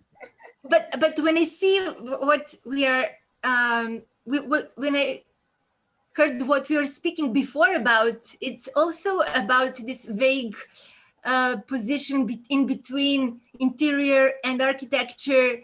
Mm-hmm. In a way, I think it's environment is really the right one. So I would really suggest that the word can be shared in very many things, very many new situations and occasions. I think we are glad to deliver the word to the audience, to share it. No, it was a success, you can see it. So anybody else would like to address a kind of direct question to Marija, or let us wait for the big finale? Okay, so moving on. So the next, I will ask once again, as we did it before, I will ask Anne Debarre if she could introduce herself a little. So it will be much more interesting than we just read the kind of a short biography. So of course everybody knows very well and the Debarre work here. We are fans, so it is really informal, informal session. So we are really fans. But anyway, so please, if you could introduce yourself a little more, and then I will share the presentation. And once more, thank you very much for being here. Thank you. So, thank you for everybody, all the organization. I'm an architect, so I'm teaching architectural culture and history in a school in Paris, and I'm a researcher in a unit whose name is Architecture, Culture and Society. My research focus on domestic architecture. I think you know about my books I writing with Monica Leb, old books. So now I'm working on the present day in different fields of production, always in order to analyze the evolution of housing in its social context. I'm working on speculative housing, suburban houses, architects' houses, co-housing. So with my lesson about domestic architecture, I'll always work on this object, but I'm also working on architect practices in relation to their production. And now I'm engaged in a national research on the history of architecture education in the 20th century in France. So I want to ask you, apologize because I'm ill. So it's very difficult to speak for me. My English is not good. So with the fever, it's very difficult. So excuse me. That's okay, of course, and I hope we will be better soon. So I will share now the presentation, and thank you very much for even he'll be able to be with us. It's very important for us that you can share this session being here. So I will start it. Let me see if everything is okay.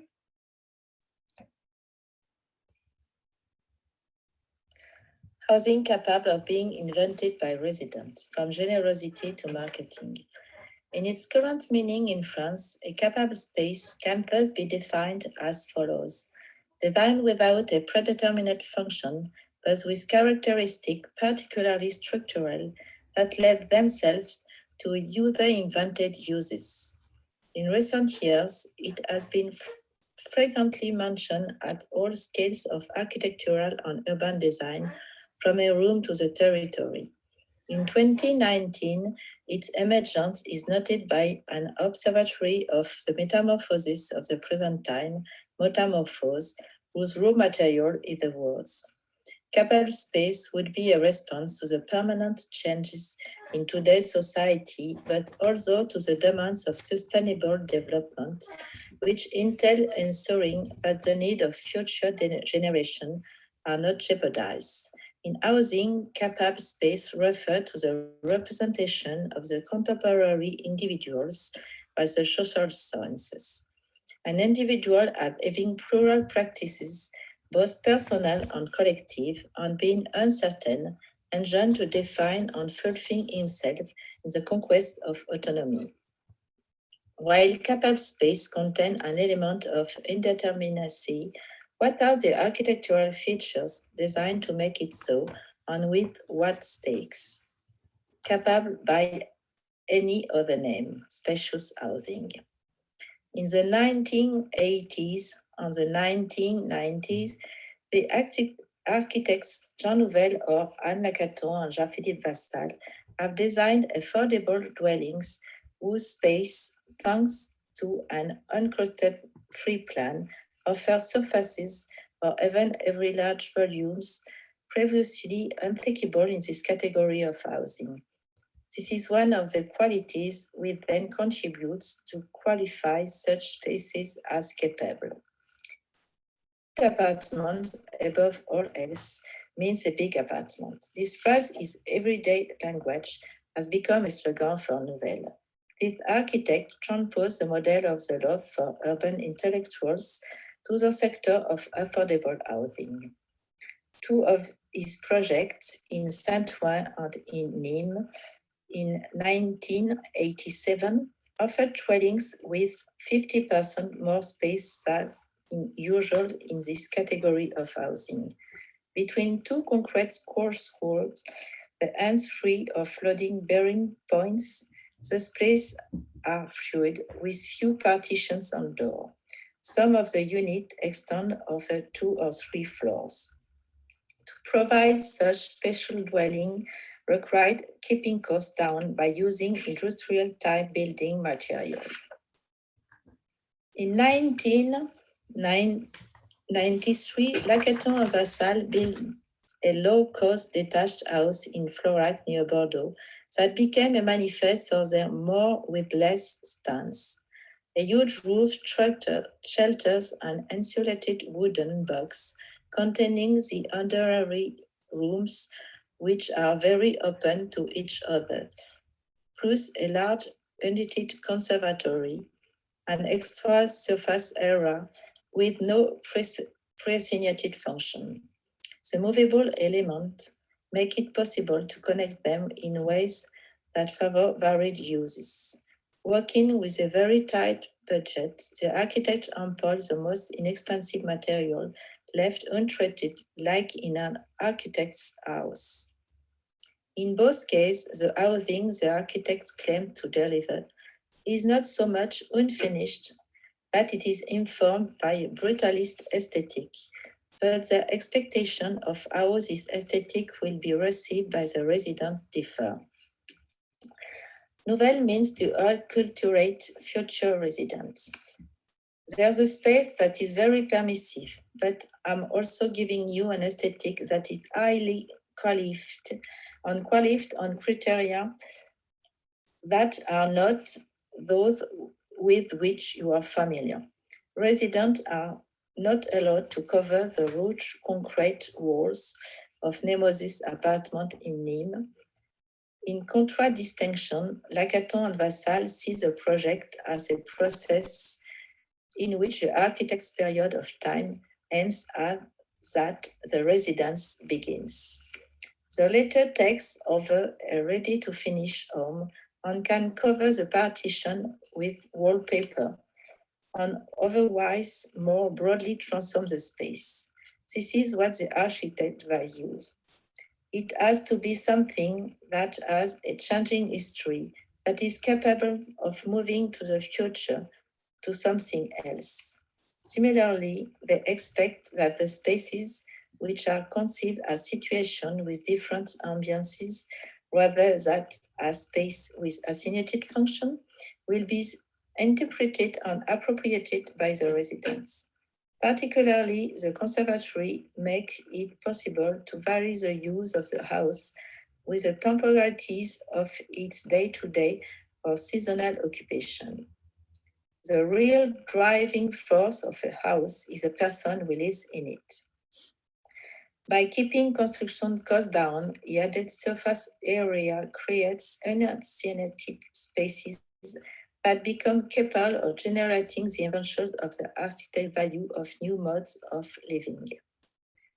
A rallying word, different capable space for inventing residents.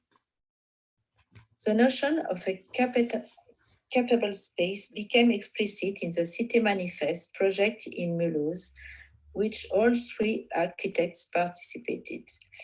The public contractor invited the different architectural teams to design side-by-side affordable rentable units outside the traditional model of its type of housing. They were to provide some more spacious units or more freedom of use while keeping within budget by employing industrial construction elements. The notion of capable space was shared by the architects, but it was interpreted differently. Nouvel proposed sizable loft-type space. He described them as capable space, which testifies to a change of appreciation. By then, Nouvel was making use of photo in the inhabited interiors of Nemours. These sociological documents, which show the diversity of arrangement and fitting made by the residents, many of whom contravened the prohibition of modify the original appearance of the unit, become part of parcel of Nouvel reading of lofts. A Nemours apartment is an apartment of possibilities that continually calls forth inventiveness on the imagination and inspires the creative spirit of residents. This universe of space is meant to be a place of absolute liberty of appropriation. Capable space are also are not counted in the unit habitable area, like the kind found in traditional single-family houses, available for uses that would not otherwise have their place. This is the case for Jean Nouvel attic, as the wheel card to be fitted out later, as it is for Mathieu Poitvin and Pascal Renault oversized garage, which afford 30 square meters of additional habitat space when not used for a car, a commonplace practice in residential housing. The two architects envisaged transformation based on the desires and imagination of those who live there. We indicated the direction of things and leave it to others to take it from there. The big designed by Lacaton and Vassal are lodged in a concrete post on beam construction and have a horticultural conservatory on the upper story. One part of the conservatory is insulated, while the other is a winter garden that forms an extra surface area. The central areas are dark, while the others are bathed in a natural light. A part is heated, the winter garden is not, so that residents can settle in here or there, according to their desires. The many photographs of the interior evidence that is usually not seen, the use value. This choice of heterogeneous arrangement argue in favor of this capable space with varied ambiances which the residents appropriate in their one way. Likewise, the renovation operation realized by Lacaton and Vassal are mediated with photographs of the extra space located in the extensions of the dwelling, playing a role in thermal insulation without being counted in the habitable space. The ways in which they have been fitted out and arranged are more or less convincing. The do your own thing love principle is robust in the ideology of the capable space, with its idealization of the creative individual, a requisite quality for the neoliberal societies, but which is not the sociological reality. The different capable space devices find their validity only insofar as they are invested by inhabitants capable of inventing new practices. There are potentialities to be developed. Antecedent and excess. Capable space without architectural qualities. The architecture in this example harbors the potentiality of a capable space, but the latter can also be conceived as being as neutral as possible, with the residents then taking responsibility for the design. When social science in 60s and 70s brought attention to the cultural model on which practices of dwelling are based, architects distanced themselves from the modernist approach made for a generic human being that was conceived in terms of calculable needs. Some architects evoked a capable space with free plans that, by dissociating structure and finishings, make it possible to dissociate the role of architects and residents. The design and open structures and under the pencil to the residents regarded as sole capable of designing a plan for their dwelling adapted to their profile and their desires. The results, which proved disappointing when it came to the ability of residents to even specific place, were criticized by Paul Chemetov architects for their flexibility, the adaptability, the space described as capable because it is capable of nothing at all, given that it is not constituted.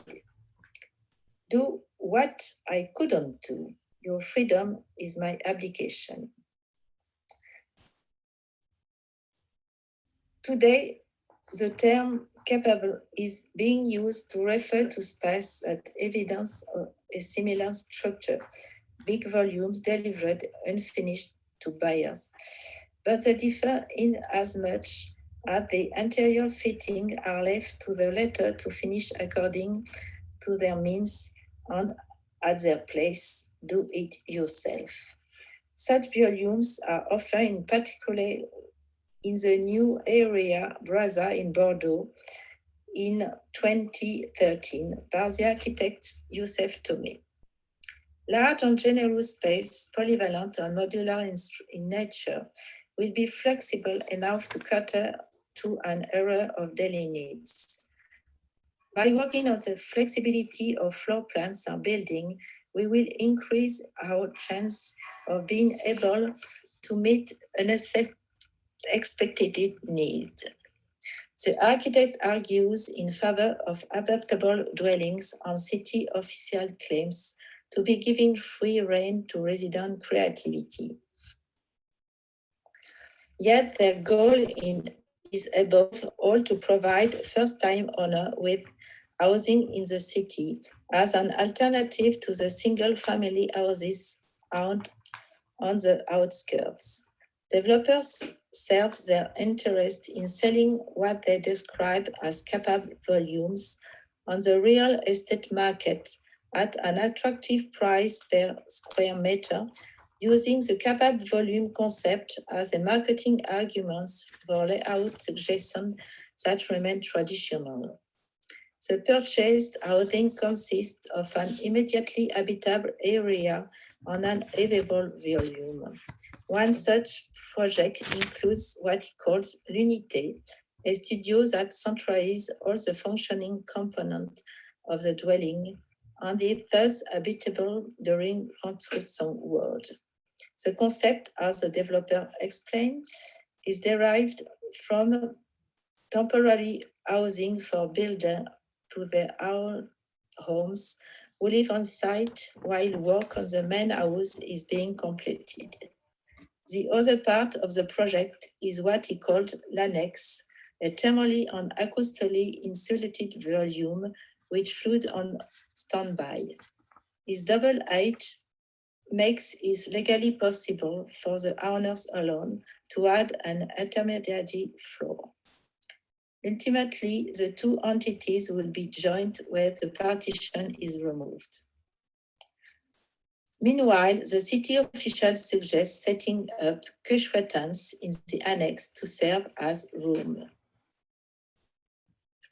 A box and a structure are being described today as capable.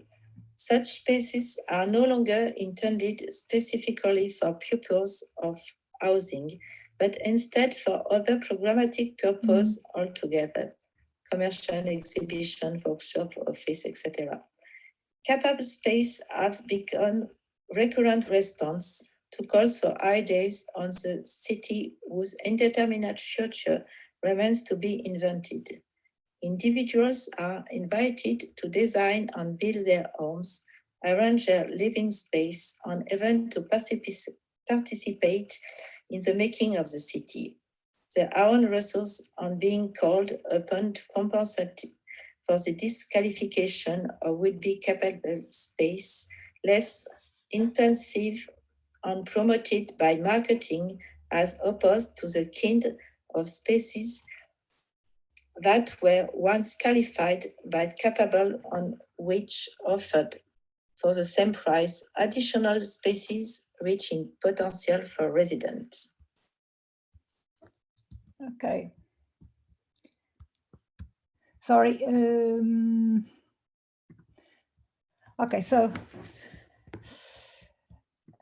thank you very much, Anne, for your presentation. I think it was very clear, the idea, and I will, before asking Dana, I'm sure Dana has lots of questions to put. I only want to make not exactly a question, but a comment that maybe you could, just talk a little about that, because I found it one of the things that I found it more interesting in the presentation, besides all the history and all the, showing us how the French architects have been so innovative in the last 30 years, especially after the 80s, trying to figure out a kind of a way out for housing, for social housing, and the way they did it. And I remember I was at school at the time, and we have, we were sharing these images on Nouvelle Architecture, these apartments, this project of apartments, because we thought it was the future. So we wanted, all of us in Lisbon here, we wanted to do the same kind of typologies. But a part of that, what I find more interesting in your presentation is this idea that a terminology like capable can be imported from a very high culture, from very important for the discipline, represented by so many important architects, to the market vocabulary, and being used to the market in a very malleable way. So I think it's quite interesting the way in how the market is able to change sometimes, but to mitigate the more radical aspects of the architecture practices. So maybe you could comment this aspect. And the other is the debate that you mentioned on the 70s around this idea. And this is a little, if you can remember, if you go again to the Marta and Roberto presentation, this idea that, if you open too much the design, if you left too much things, and then the work of the architect, it's have no meaning at all. So it's very beautiful, this quoting that you do, that you did in your presentation. Do it yourself. Here's a building ready to be built. Do what I couldn't do. Your freedom is my abdication. So it is the idea that architects, if they don't, they don't control. This is a kind of control also. So if they don't control all the space, all the design, everything, if they don't control, if they don't constrain in a way the inhabitants, because that is one of the questions that I put Marta, if they don't constrain by all these devices, the architects, the users, they are, abdicating to one of their most important rules, which is designing space, giving that milieu that Marija was talking about also. So I find it very interesting, and your presentation being the last one, because in a way, it's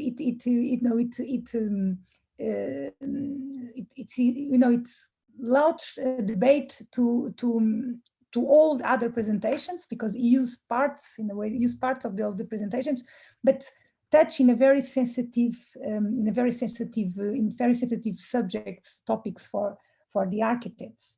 And of course, this kind of freedom that Nouveau and the other French architects had in the 80s, it was in a way stopped by some reality of our times, some rules that that they're now allowed to continue this kind of more innovative or more experimental practice. So maybe also we could, and just and in the end, what it's left, it's this experience that with nothing it's defined. That's the capable space. It's a kind of a volume and nothing more else. So in a way, giving reason to this criticism from the 70s. It seems like the architect, it's not necessary anymore, besides composing a kind of empty boxes where people are allowed to do whatever they want. And it's interesting because it's in a way also it contradicts the marvelous images, the very interesting images of these interior apartments and the way they were appropriated, and the way and when Novel talks about imagination, giving to the inhabitants imagination, but of course the space, even it was not so conventional, the space was already framed. So in imagination in terms, it's not it's not an open box, it's something a little more elaborate, and inside that elaboration and that composition, that space composition, people were able to appropriate space and to use it in such interesting, in terms of ethnographic and anthropological readings. So I don't know if I misunderstood your paper, but I think it's very challenging, some of the ideas that you present. So I don't know if you want to comment now, or maybe if Dana wants to make a more precise question before. I don't have a precise question, but I have an interpretation too, which is maybe different from yours. So I don't know how you prefer. I don't want to put questions, especially if you say you're ill. Yes, exactly. I don't want to push too much, but so if you maybe you can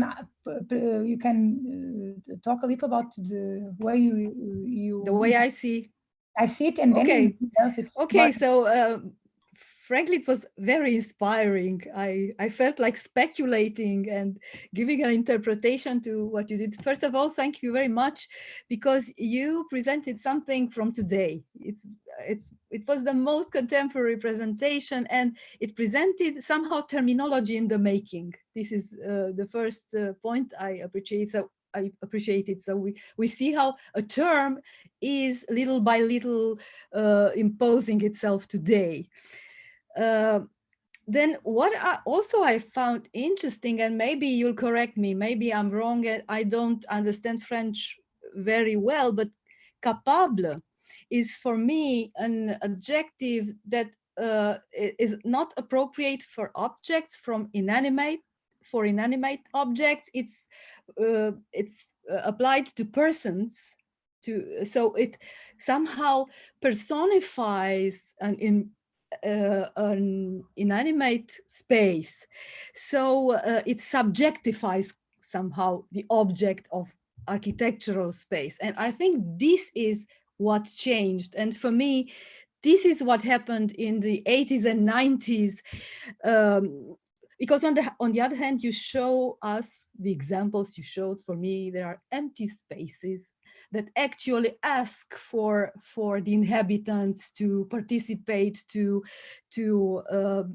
they empowered the inhabitant. But on the other hand, the word capable says that the space has itself a power. So what happened in the 80s and 90s, it's, in my opinion, it's Bruno Latour's way of seeing things, this kind of hybrids, this kind of quasi-objects, the way, his ideas that objects too may have agency, the actor network theory, so people are actors, but objects are also actants, and somehow what happens, it's always in the middle. It's not just, so this is what it's more than just the very functionalist idea of flexibility, because the idea is that of flexibility, but in the modernist flexibility, space was somehow inert, and people acted on a passive space. But here now, we think today, so in the most recent interpretation of this idea, we think that things are somewhere in the middle. So this is my interpretation of this novel term of flexibility. So thank you. I'm not asking for a question, but if you want to comment, I don't know. Maybe. Thank you for your two interpretations of my paper. I think you are all right, Anna and Dana. When I'm choice to keep the French word capable, because when if I translated, I say adaptable space or resourceful space, but it is not really capable, which is in a human quality, as you said, Dana. So I prefer to keep capable. Youssef Tomé in English text of his project keep capable, so I keep capable also. I think there is it's a human quality. So human quality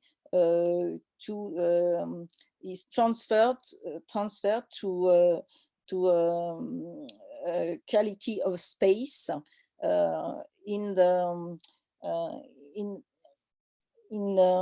world who enjoy, I say, to everyone to be active, to be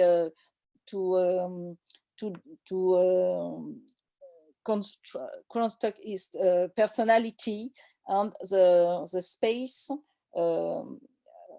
accompanied these processes.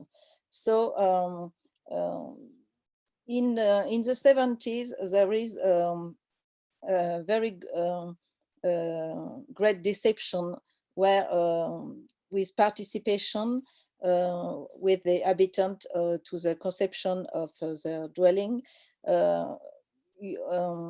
architects saw that finally the plan is not very inventive, because they don't inhabitant can invent it without nothing, without walls, without light, without say ambiances. So they cancel this this method, and when the loft is proposed by Jean Nouvel, is a modern architect who want to reform the way of living, and it changed when Lacaton and Vassal show the photograph of the interiors as a manner to respond also to the critical, as is an architect who don't we don't an architect that is not give attention to the way of living of the inhabitants. So when he shows the pictures as Lacaton on the Jean-Philippe Vassal do, he changed his point of view of the conception. but I think the is only his arguments, but his architecture doesn't change really. And Lacaton and Vassal also have a point of view of the human, like Michel de Certeau explain us of doing with your hands. You are very inventive, and so I think it's a new philosophical reference also to think the dwelling, and when Youssef Tomé proposed the capable volumes in Bordeaux, it's another way. It's to be an alternative for the very reduced surfaces in dwelling because of the economic situation. So well, not in the you are really in the estate market now with this position. The other project are social housing.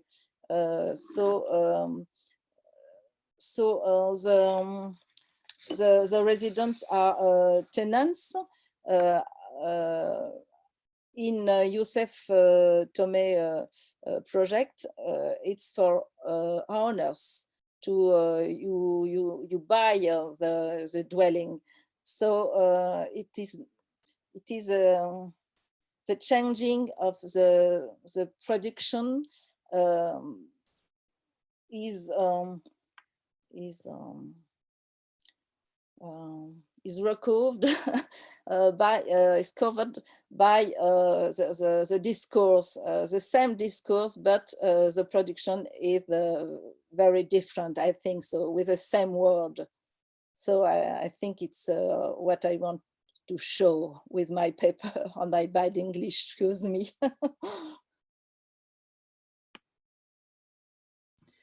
Okay, so now we open the debate for everybody to have any specific question. And we are very well, thank you very much, and for your effort on being here today and being here. You know, we really don't want you to make this worse. But I don't know if anybody has a direct question, or should we, just start to debate all three presentations. And once more, I'm very, I thank you to a lot on the presentations, how they were prepared, very well prepared, and the papers, very clear paper, all three, and your presentations were very interesting, and I think it was important to have this discussion today. So I'm really very grateful to everybody, and I think then also my co-chair here are sharing this rule. But now I would like maybe to ask you if you have, if you want to add something, or I will start again asking, make a kind of a round for all the speakers again. But of course, then you are free to refuse if you want, if you don't feel well. But well, anyone wants to say something? Like we see, or maybe I will give, ask again Marta if she wants to add something to this debate. Just to see what happens. So Marta, do you want to add, or maybe Roberto, if want to add something? I'm speaking for the two because I'm a better speaker in English. So we share there is a flow of WhatsApp messages crossing the Lombardia hills, and now I read it. But I will speak because I don't know if I speak a good English, but I can speak in English, so it's easier for us in this way. And but look, Marta, if Roberto wants to speak, you can translate what he say. I also speak. I'm only speak Portuguese. I'm trying to speak English here, so we are not English speakers, native English speakers. We just try. So you'll be free to speak in another language, because this is Europe. Well, this is not an European exclusive European meeting, but Europe, it's like this. In Europe, each country speaks a different language. And we try to manage, to understanding each other. But this is Europe. In Europe, you speak different language. So Roberto is, of course, free and very welcome if he wants to interfere in Italian, and then you can translate. Or Gaia, it's also here. So I'm Thank sure. you very much. Okay. Okay. So. No. We were considering the two following presentation, the two other ones, and especially on the last one, Capable,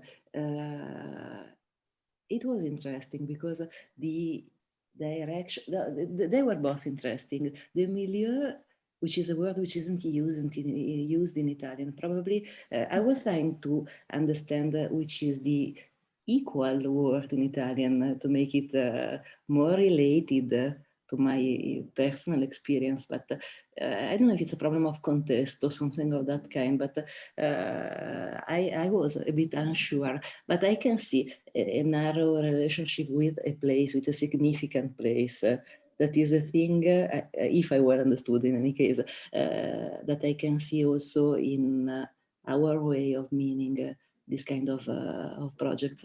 And the other was even more, it was easier somehow, because it seems to show a way which seems to be opposite than ours. So it's, even if I'm not so sure it is opposite, I mean, we can try to discuss it, because I think we both speak of modalities through which people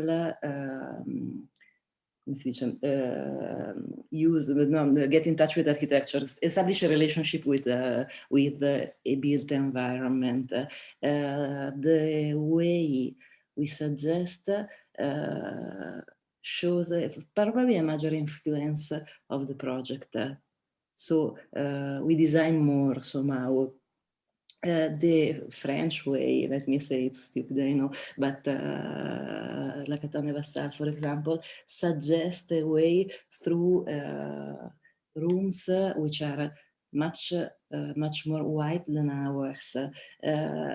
I think the problem should be what an user can do to establish this meaningful relationship with a given environment. And how far can he go to establish this relationship without losing the original project?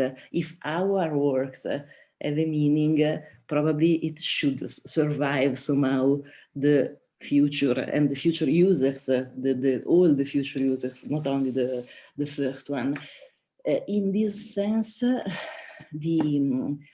Cesare Cattaneo, he spoke about healthy scaffolding, sana impalcatura in Italian, which is a sort of usable structure with a very clear organization, meaning structure that everybody can look at, understand, and then make suitable for his own exigencies, needs in general. And it is the same in Vittoriano Vigano. Vittoriano Vigano was one of those people, Italian people, designing almost everything. So the 50s, 60s, and designing all life, including carpets, position of the dog on carpets, and so on. But in any case, in some of the houses, he wrote a lot describing some of his houses here in Milan on the possibilities to change them. So on how you should imagine his projects to make them changeable on the future needs of the users, on the change of users, for example. And in this sense, he listed some things, for example, the use of a few materials, or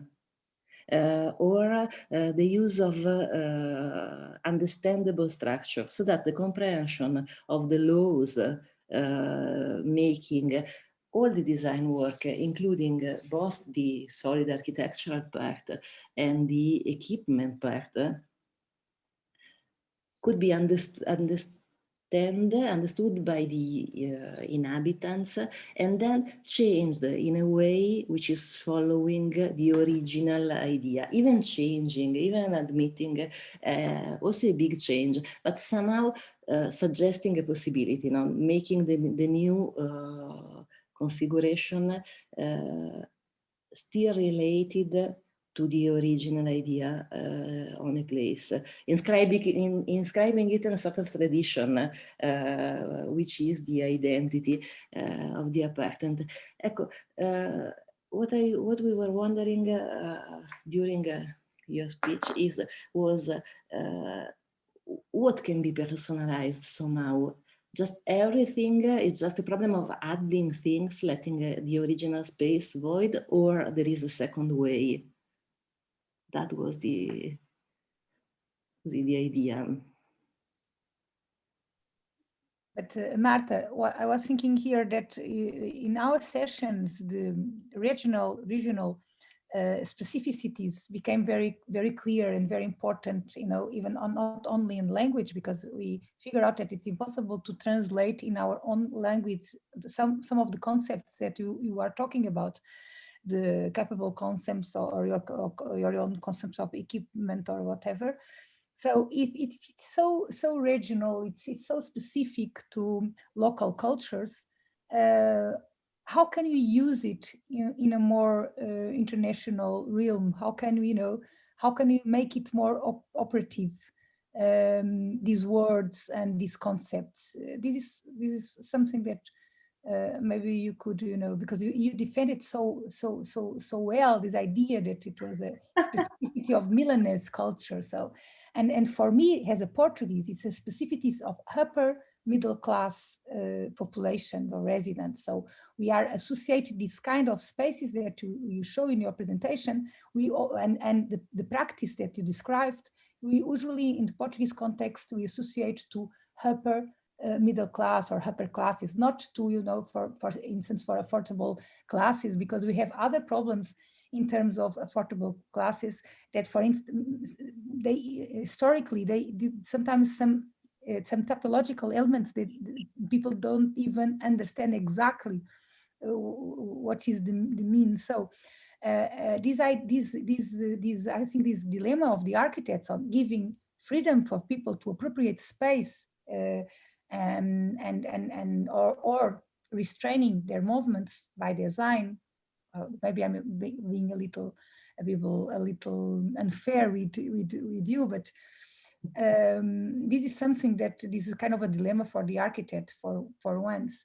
But in the end, the inhabitant always win, because in the end the habitant will appropriate the space, whatever the devices and the design the architect will do or did.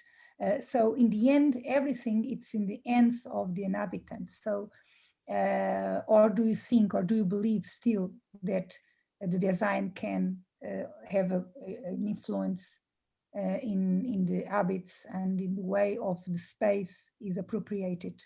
This is just a question.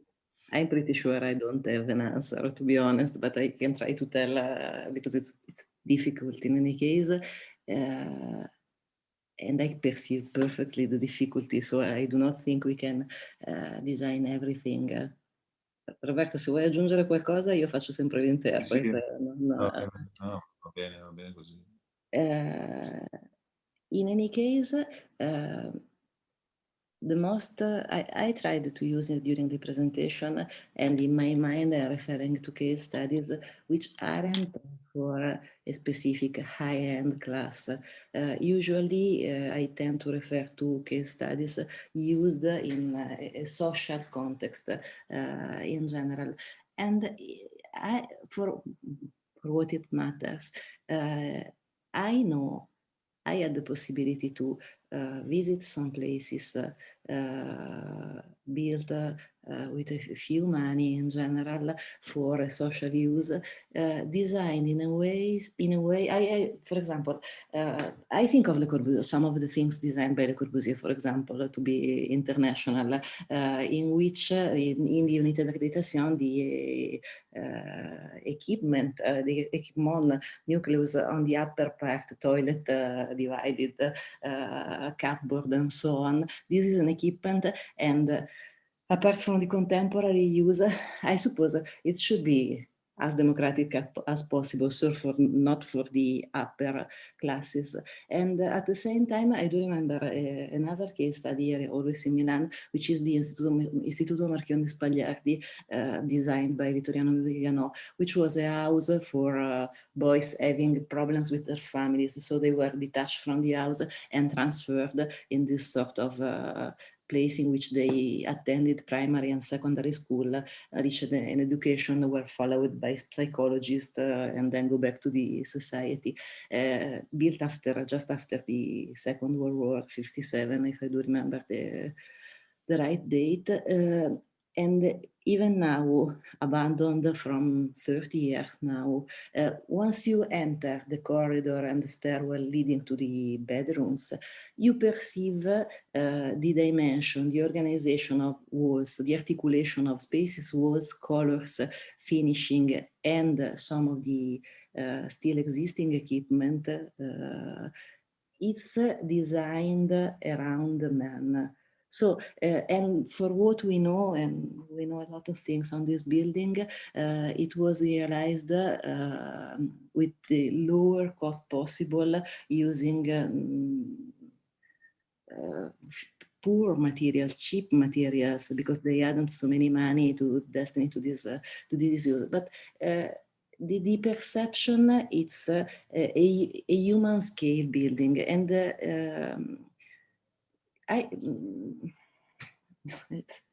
sorry. I think it depends not only on the big scale of the building, it depends on also on all the things we can handle somehow. There, the ceiling is rough concrete with 2 fields of different colors, the handrail for the stair, the connection among people and built environment. And I think this works independently from the kind of user. It can be done in different ways, and not always with a big amount of money, of a big culture of the clients. I don't know if this is a good answer. Perhaps the residents for equipment dwelling is for student housing, or like a hotel. You are somebody who, with the mobility, we go away, don't stay a long time in the same residence. You have also this figure of inhabitants today. So I think the two figures, what you describe and what I'm described, can are in the same time in contemporary times today.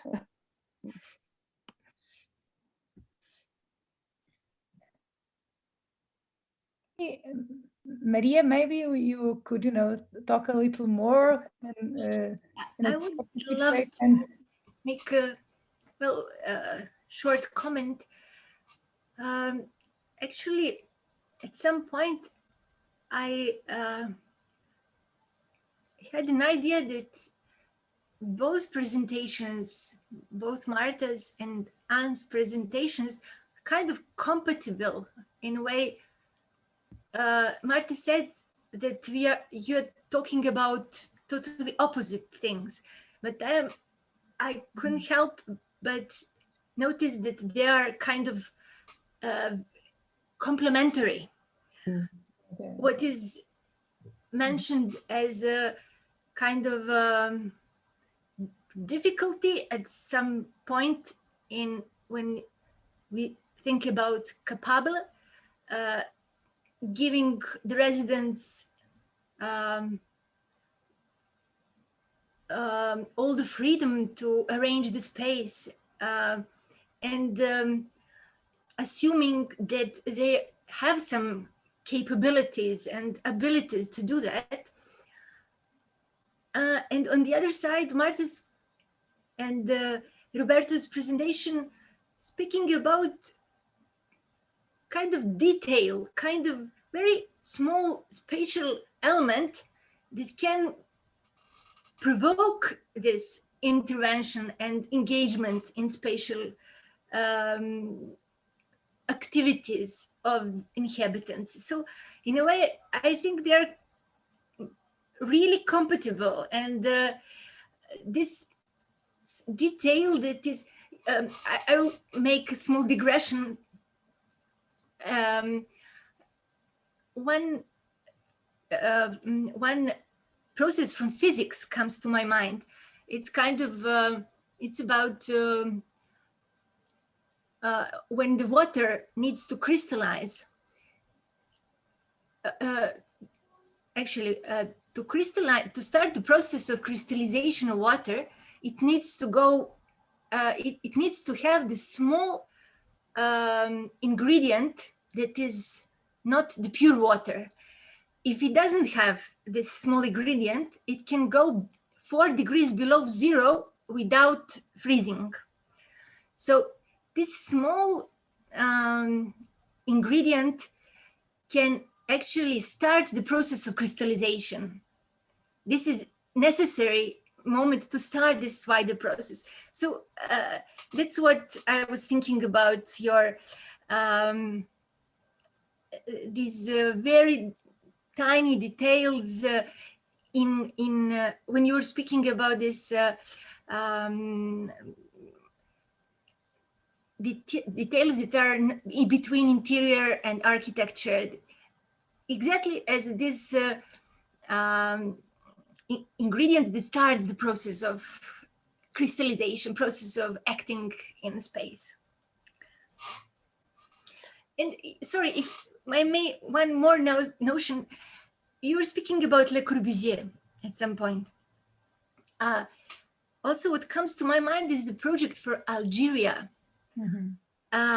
It's kind of,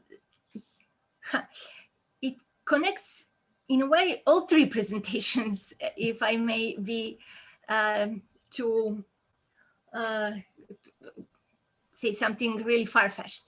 So this, at the same time, you have space that is left for the inhabitants to be arranged.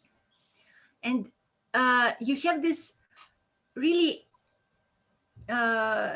huge highway that connects all these units on the top. So it's on the level of landscape, it's on the level of urban planning. It's really high urban planning idea. So it goes down all the way down to really very single unit. And this large urban planning gesture has the capability to connect also and putting things together, and also to provoke these processes of intervention, intervening of inhabitants inside the space. That's all. May I do a question? It's addressed to Anne, but maybe you, Maria, and Marta, you would like to comment also. Do you think this is a very not political question, so sorry for that, but do you think there are social groups who would make appropriation more visible. Let's say I don't know if I'm explaining myself well, so I don't want to be completely politically incorrect, but do you think when the architects are thinking about this capable space and they are thinking about appropriation, for instance, I was remember an example of a Portuguese architect who worked for several years in a Chinese context. Of course, it was a colonial context because it was in Macau, but it was for Chinese population in Macau. And he has always this, he always, when he was talking about his own work, he said, well, the Chinese family used the space in a very different way of the Portuguese. And so their appropriation, it's more visible than the Portuguese families. And sometimes he explained his architecture and his project by this kind of point of view. And he said, well, architecture, there are places that we have to be, the design must be very strong to support the appropriations. And there are other parts where the design is more soft. He uses these words, more soft, in order to accommodate that appropriations. So in his mind, in this Portuguese architect mind, he was dealing with this idea that some communities are a little more exuberant in the way they use space or in the way they introduce their cultural signs in their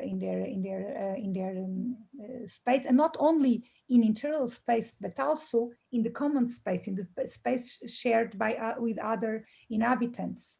And that it's something, because for instance, we go to, when we outside Portugal, we go to these very well civilized countries, European countries. We are not probably Portugal, and we see that people use the space in a so civilized way. And so in Portugal, we just just change everything. We change the facades. We transform our apartment in our home. so everything, and you don't mind put it in outside our house. We just just introduce our signs and our things, to say this is my apartment. It's different from my neighbor's apartment. I'm so proud of it. And this is something that now the middle class, it's not so like that. So we are trying to evaluate for the next level, but it's something that it's very connected with our Latin culture or more informal culture and so on. So I would like to answer if you think architects deal with this idea that some communities will appropriate in a more exuberant ways than others. In my paper, I work on about what the architects published on their projects. So when they published the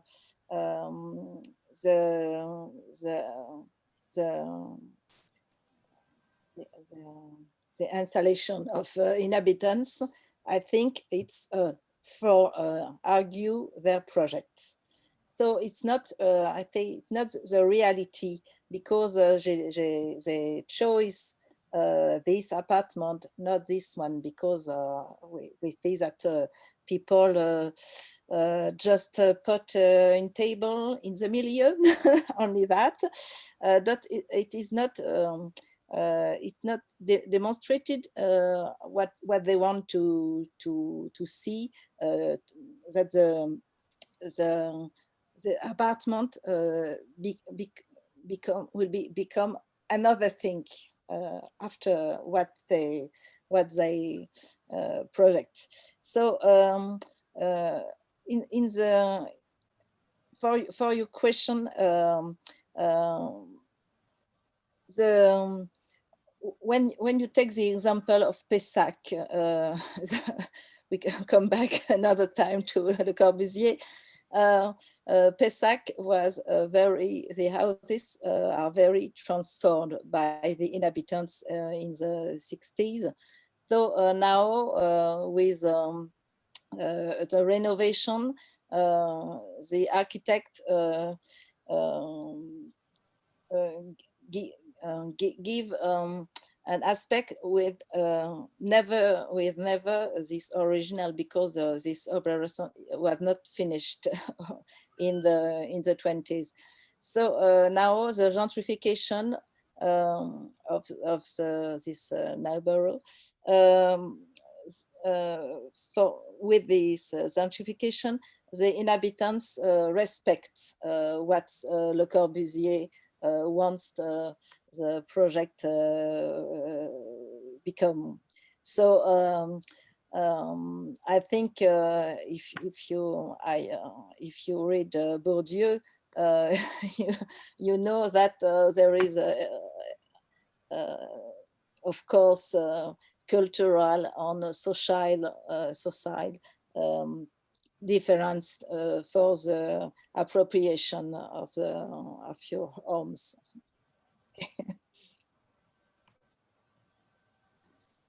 So, Dana.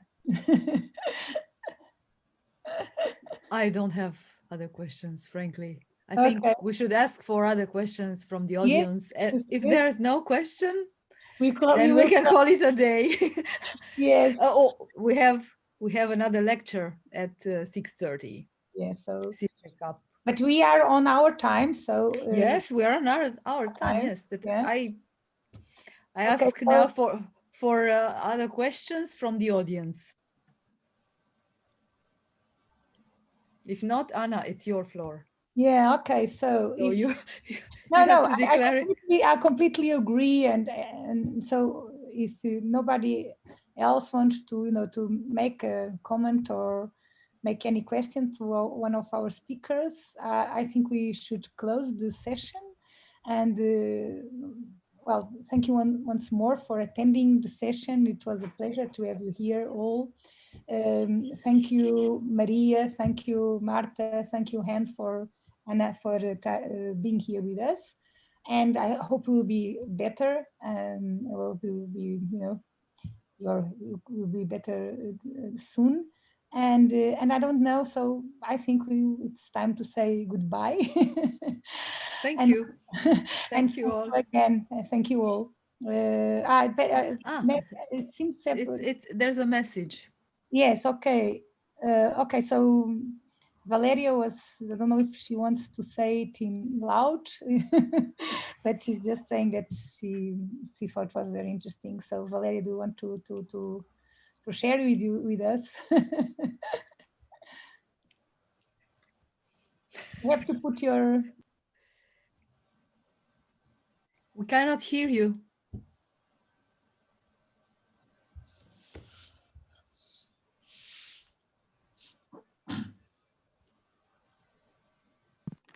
Can you hear me now? Yes, that's fine. Okay, sorry. I just wanted to thank you all for the interesting discussions and presentations of today. I was witnessing part of it, and I just wanted to give this last remark. Thank you so much. Thank you, Valeria, for sharing that with us. So if nobody wants to talk more, we will close, right, Adana? Yes. And stop recording. Yes. So, okay, you stop. Thank you all. Thank you all. And see you next sessions, because we have still 2 more days. This was only the second. And don't forget to participate on the roundtable. I think this will be quite important time also, right, Dana? You agree with me? That will be an important moment of our conference. All moments are important in this conference. Yes, but of course, exactly. And so thank you, and just keep safe. And I hope we are living very, very difficult moments now in all the world. So it's very strange for us to share being here with you in internet. It's very nice, because we are living in so difficult times, such a crisis. It's a kind of a world crisis, so we are all sharing the same feelings, the same emotions, and so I hope we will survive I'm not sure, but I hope we will survive to this period. And the next meeting, we could be together, talking in the same room, debating face to face, because it's very important to be together. It's very important, you know, as a Latin person, I think it's very important to, you know, to just talk in face to face and be able to understand a little more how people, you know, to react, the body reacts. It's also important in this kind of debates. So I hope the next conference will be that we could join to be together all and on live. So thank you very much once more. I'm going to have the COVID test tomorrow.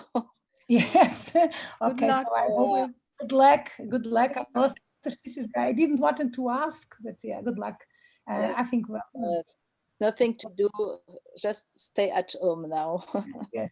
So I hope we'll be better soon, and I hope no COVID positive test for you. And so, okay, so thank you very much for attending. Bye-bye. Bye-bye. Adios a todos.